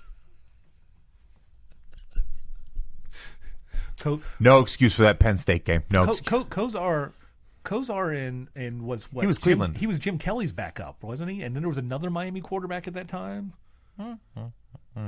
No, Jim Kelly was because he was in that 83 draft. Kosar was a couple of years after. Testaverde came after. That quarterback draft was nuts. Didn't Marino go like 4th of all the quarterbacks? He might have been 5th. Yeah, there was someone from Notre Dame was like a nonsense. Well, pick. no. There was Blackledge from Penn State, or no, Eason, Blackledge. Blackledge was somewhere in the Midwest. Elway. Elway. Jim Kelly. Elway was one. There's like some guy named O'Donnell or something weird like that. O'Brien. Ken O'Brien. Ken O'Brien, that's it. With the Jets, because the AFC East had like 4 of them. Yeah. And that was a ridiculous thing. And then Elway forced his way with the trade. Kelly went to USFL. Then Blackledge, Eason, O'Brien started immediately, and I think Marino finally took out Mike Woodley, and then he went for second year, 48 touchdowns, and they go to the Super Bowl. It's we'll get back. That'll be no big deal. Never saw it again. No, they ran into the 49ers, I think. And that was the Redskins or the 49ers? That was the 49ers. That was the... Didn't they go to 2? Well, they did, but Woodley started the other Super Bowl. The first of those 2... the first one was to Washington, which was Woodley, I think, and Don Strock was the main backup there. And then the second one, when they lost to San Francisco, was Marino's Super Bowl. Because that was the defense that had carried them, and then they had the offense, and then basically the biggest game they had after that was giving the Bears their one loss during the regular season. I'll take it. We still have the record. That touchdown that I think it was to Duper. I think he was throwing to Clayton. It was Mark Clayton and Mark Duper. And then it's deflected, and it goes up in the air, and it goes like another 15 yards, and there's Duper just running wide open right under it and catches it like a fly ball. Yep. And then boom, takes off. And then that ended up being the difference in the game. But those Miami teams, and that's not even the defensive line. Well, shoot, even the early '90s defensive lines were ridiculous. But that team, the wide receivers, because you're talking about Andre Johnson. And Santana Moss and Reggie Wayne. Yep. Loaded. Those are your three guys as your starters, and then you still had a couple of guys behind them. Oh, dude, about the defense. Vince Wilfork. Yeah. What? Five Super Bowl appearances, 3 Super Bowl wins. Vilma. Yeah, the DJ Williams. The linebackers. Gosh. Jerome McDougal. William Joseph. And Joseph. Vilma was with the Saints. Williams went somewhere. I think Denver. Denver. And then there was another guy that was in the NFC that eventually paired up with Vilma at the Saints as well. That Hurricanes team is ridiculous. It's unbelievable. They got robbed in that Ohio State game. If that team went to the NFL and stayed together for 4 or 5 years, they might have won a Super Bowl. Ed Reed, Vilma, and Vince Wilfork on the same team. Which layer is your strength of the defense? You know what I mean? As I find the roster finally, is instead of us just remembering all these things. Yeah, there's probably some we're forgetting. Oh wait, was Devin Hester? No, he came in 2002, maybe. Well, he might have been a freshman. Okay, so so we get the running backs: Clinton Portis is junior, Najee Davenport, Willis McGahee, Frank Gore. Wow, those are 4 NFL running backs, all 4 of them. And Jarrett Payton, who ended up bouncing Tennessee Titans. Yeah. So 5 guys with that. 5 NFL running backs on one roster. There was talk if they could beat the Cleveland Browns that year. I think did Kyle Kobia, did he bounce around in the NFL? Because it sounds like he did. What did he play? I think he was the fullback on the team. He was a freshman running back. I remember. So Andre Johnson. Najee got carries. Najee was a good college player. Yes. Jason Gathers. I remember him. He was with the Lions. Jeremy Shockey. Kellen Winslow was on that team.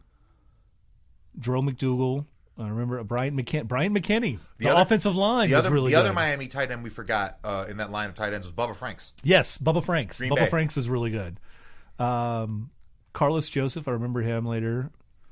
William Joseph. Andre Williams.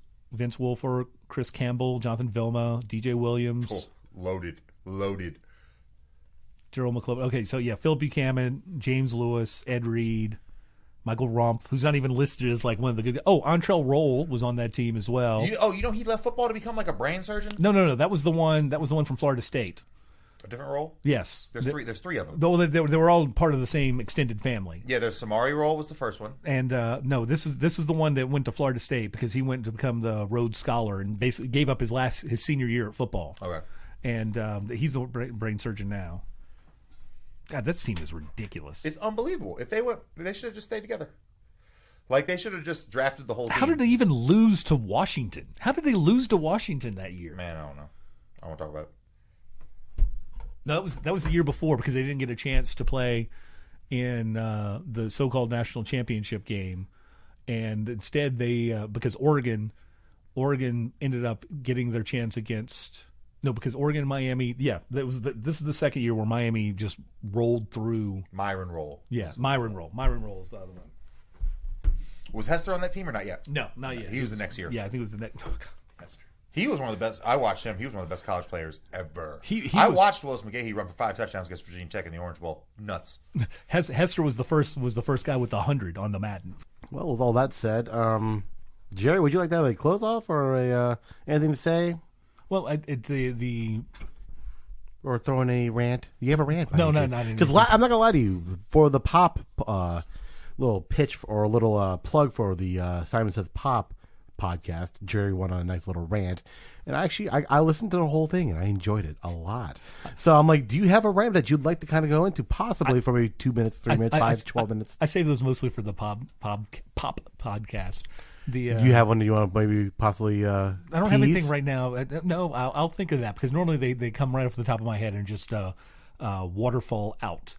Okay. The one thing that I would think that the Kawhi Leonard, I think I think Toronto will win tonight, and I think that he knows that their chance for winning this series is they have to win Game 3 they always have to be ahead of the series. They can't ever be down a game because they go down 2-1, they can tie it back at 2-2, but then I don't think they're going to be able to win those consecutive games unless they're up to go up like 3-1 or to close it out.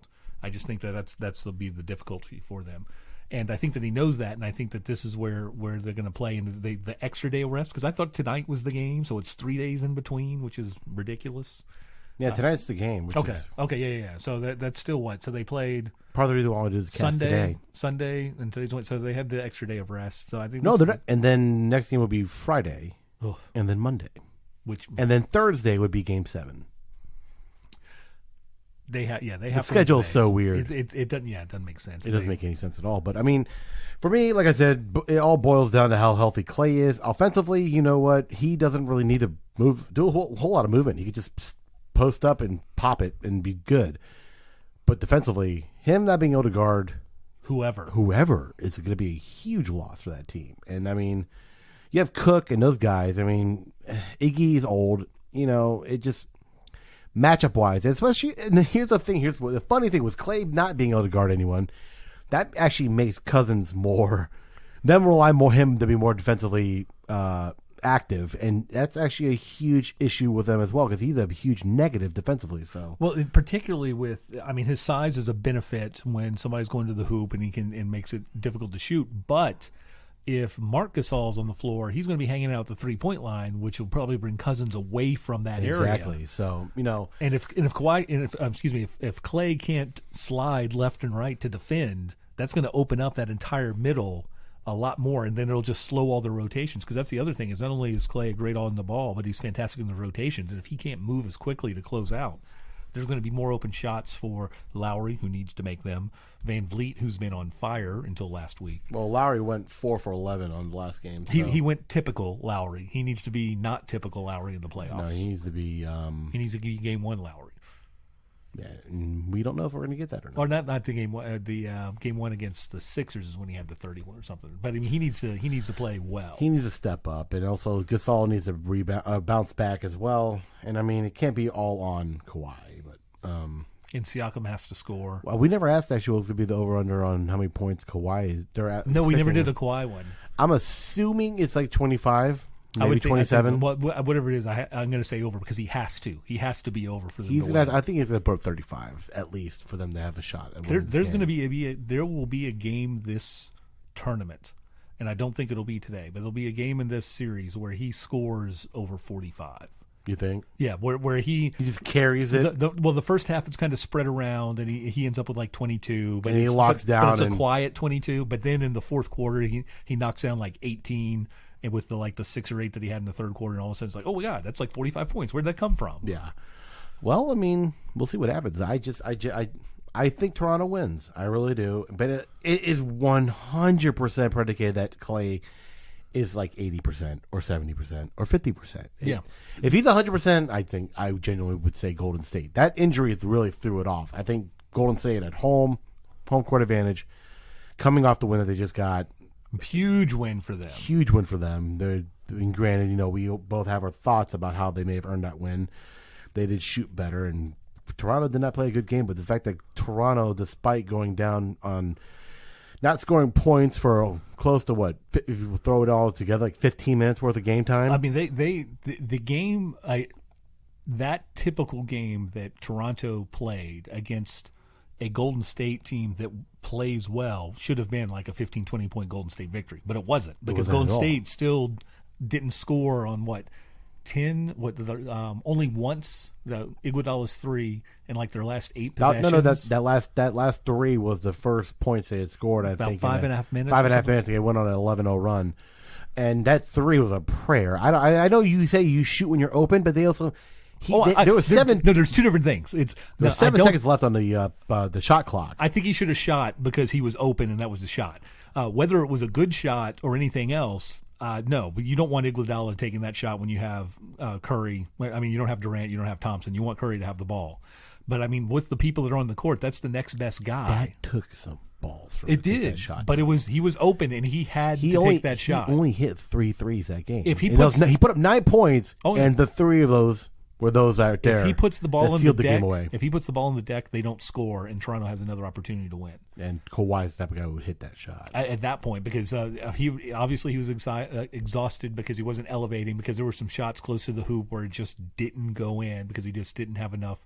But he would have mustered it up, as they say, for that one. Well, Siakam, I completely forgot about the whole Ramadan narrative. So I mean, like him being able to actually finally consume and feast. He'll have the energy. He'll have the energy, yeah. And he did not look like the same player last game. He kind of blew his load on that first one. Well, I mean, so. you have all the excitement and energy and adrenaline and the home crowd and everything. Law of averages says we'll see more of a middle ground between what he put up in game 1 and game 2. But if he's around 20 points, I think Toronto easily wins. And I mean, if he was around 20 points in game 2, they would have won. They would have needed everything they would have had to have needed. I think he only put up 11 or 12. So yeah, I mean, it'll be interesting. Granted, you know what? I will say one thing, and the LeBron haters can say all they want. The finals aren't the same without LeBron. Kawhi could be as good as he is. It's not the same. Let's be more specific about this. It's not that it's without LeBron. It's that it's out without one of the two best players in the NBA. It's LeBron this year, but when it was the 97, 98, 99, was it the 99? Well, that was the golden. 99 was the strike shortened season. The strike shortened season. And that was the Knicks and Spurs. It was the Knicks and Spurs, which nobody watched that. No. I mean, and you have the beginning of... But that was the beginning of a dynasty, and Patrick Ewing's last Tim shot. Duncan, who was injured. He didn't play because that was the one that was carried there by... Duncan. For the Knicks. The guy from UMass who filled in for like the playoff run. Yeah. And it was the end of David Robinson, who was popular, near the end of it, and Duncan the beginning of it. But it was still San Antonio, ridiculously small market. It was the Knicks, but it was a garbage Knicks team who couldn't score points. And it was just not. People weren't excited for it because there's no Michael Jordan, and there's no, as Shaq and Kobe are starting to get together in the West. There's no Shaq or Kobe. Well, there's no Shaq and Kobe, and so it was the lesser version of what people could have had. Yeah, it's kind of what we're getting this year. And here's the thing: what's funny? Even let's just say theoretically, Toronto wins this championship, they're not going to go on a run. Even if they kept Kawhi, they're not, because Laurie's 33.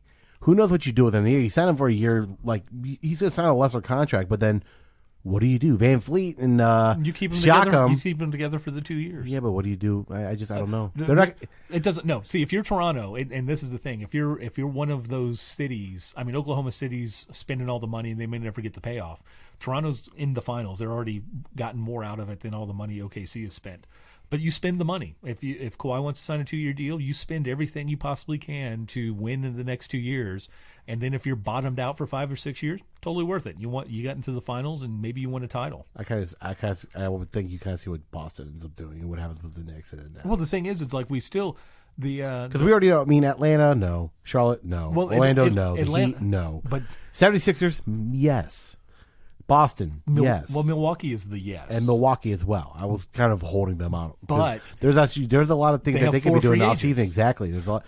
Do you keep Middleton, Brogdon, those boys, and see what happens? Well, you have to keep Middleton.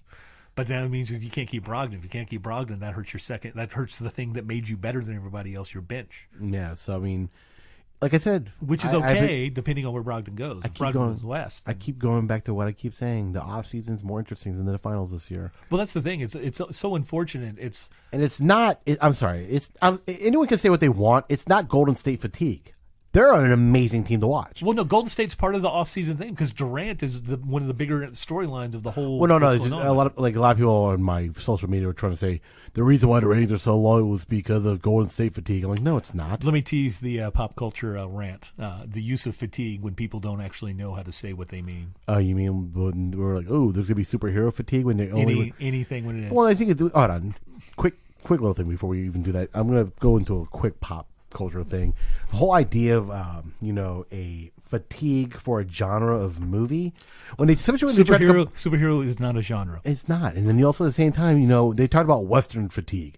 Well, that was the thing. Yeah, it's gonna have fatigue when there's like 80 Westerns coming out every year. Well, the other thing is that was also limited to their ability to make other styles and types of movies. Yeah, they couldn't do it. I mean, here's when did Westerns die out? In the early 60s, late 70s. What else happened at that same time? The rise of the new directors of Scorsese and De Palma and Lucas and Spielberg, and all of those genre films, and all of those new guys, and Francis Ford Coppola, where it's like they wanted to express those types of stories in different milieus, and wanted to express what they had seen by the French New Wave and everything else. And but even in Kubrick made his Western, and everybody else has at some point come back to. So it's all a matter of the way that the people want to tell stories. But the fatigue is like, no, it's people. The NBA, more so than any other sport except for possibly baseball, thrives on dynasties. And Golden State is a dynasty. Golden State has 3 of the 7 most popular or well-known NBA players in the entire league, and possibly 4 with Draymond Green. And people want to see people they know. The reason Zion, the NBA draft is important and people care about it is people know who this guy is. The people were disappointed in the NCAA finals, not because it wasn't the best team that possibly deserved to win or end up winning. It's because the most famous player was out. The ratings for that would have been entirely different. It could have still been the same winner. It's just that because this player that I know is playing, then I want to watch it. I love that people are like, Zion's not going to be shit in the NBA. I'm like, you realize he was putting up 22 and 10 in 32 minutes of basketball time, and with another teammate also scoring 22 points. Yeah. Like, you throw in 48 minutes. What's he gonna be doing? I mean, it'll be fun. I genuinely think Zion's gonna be great.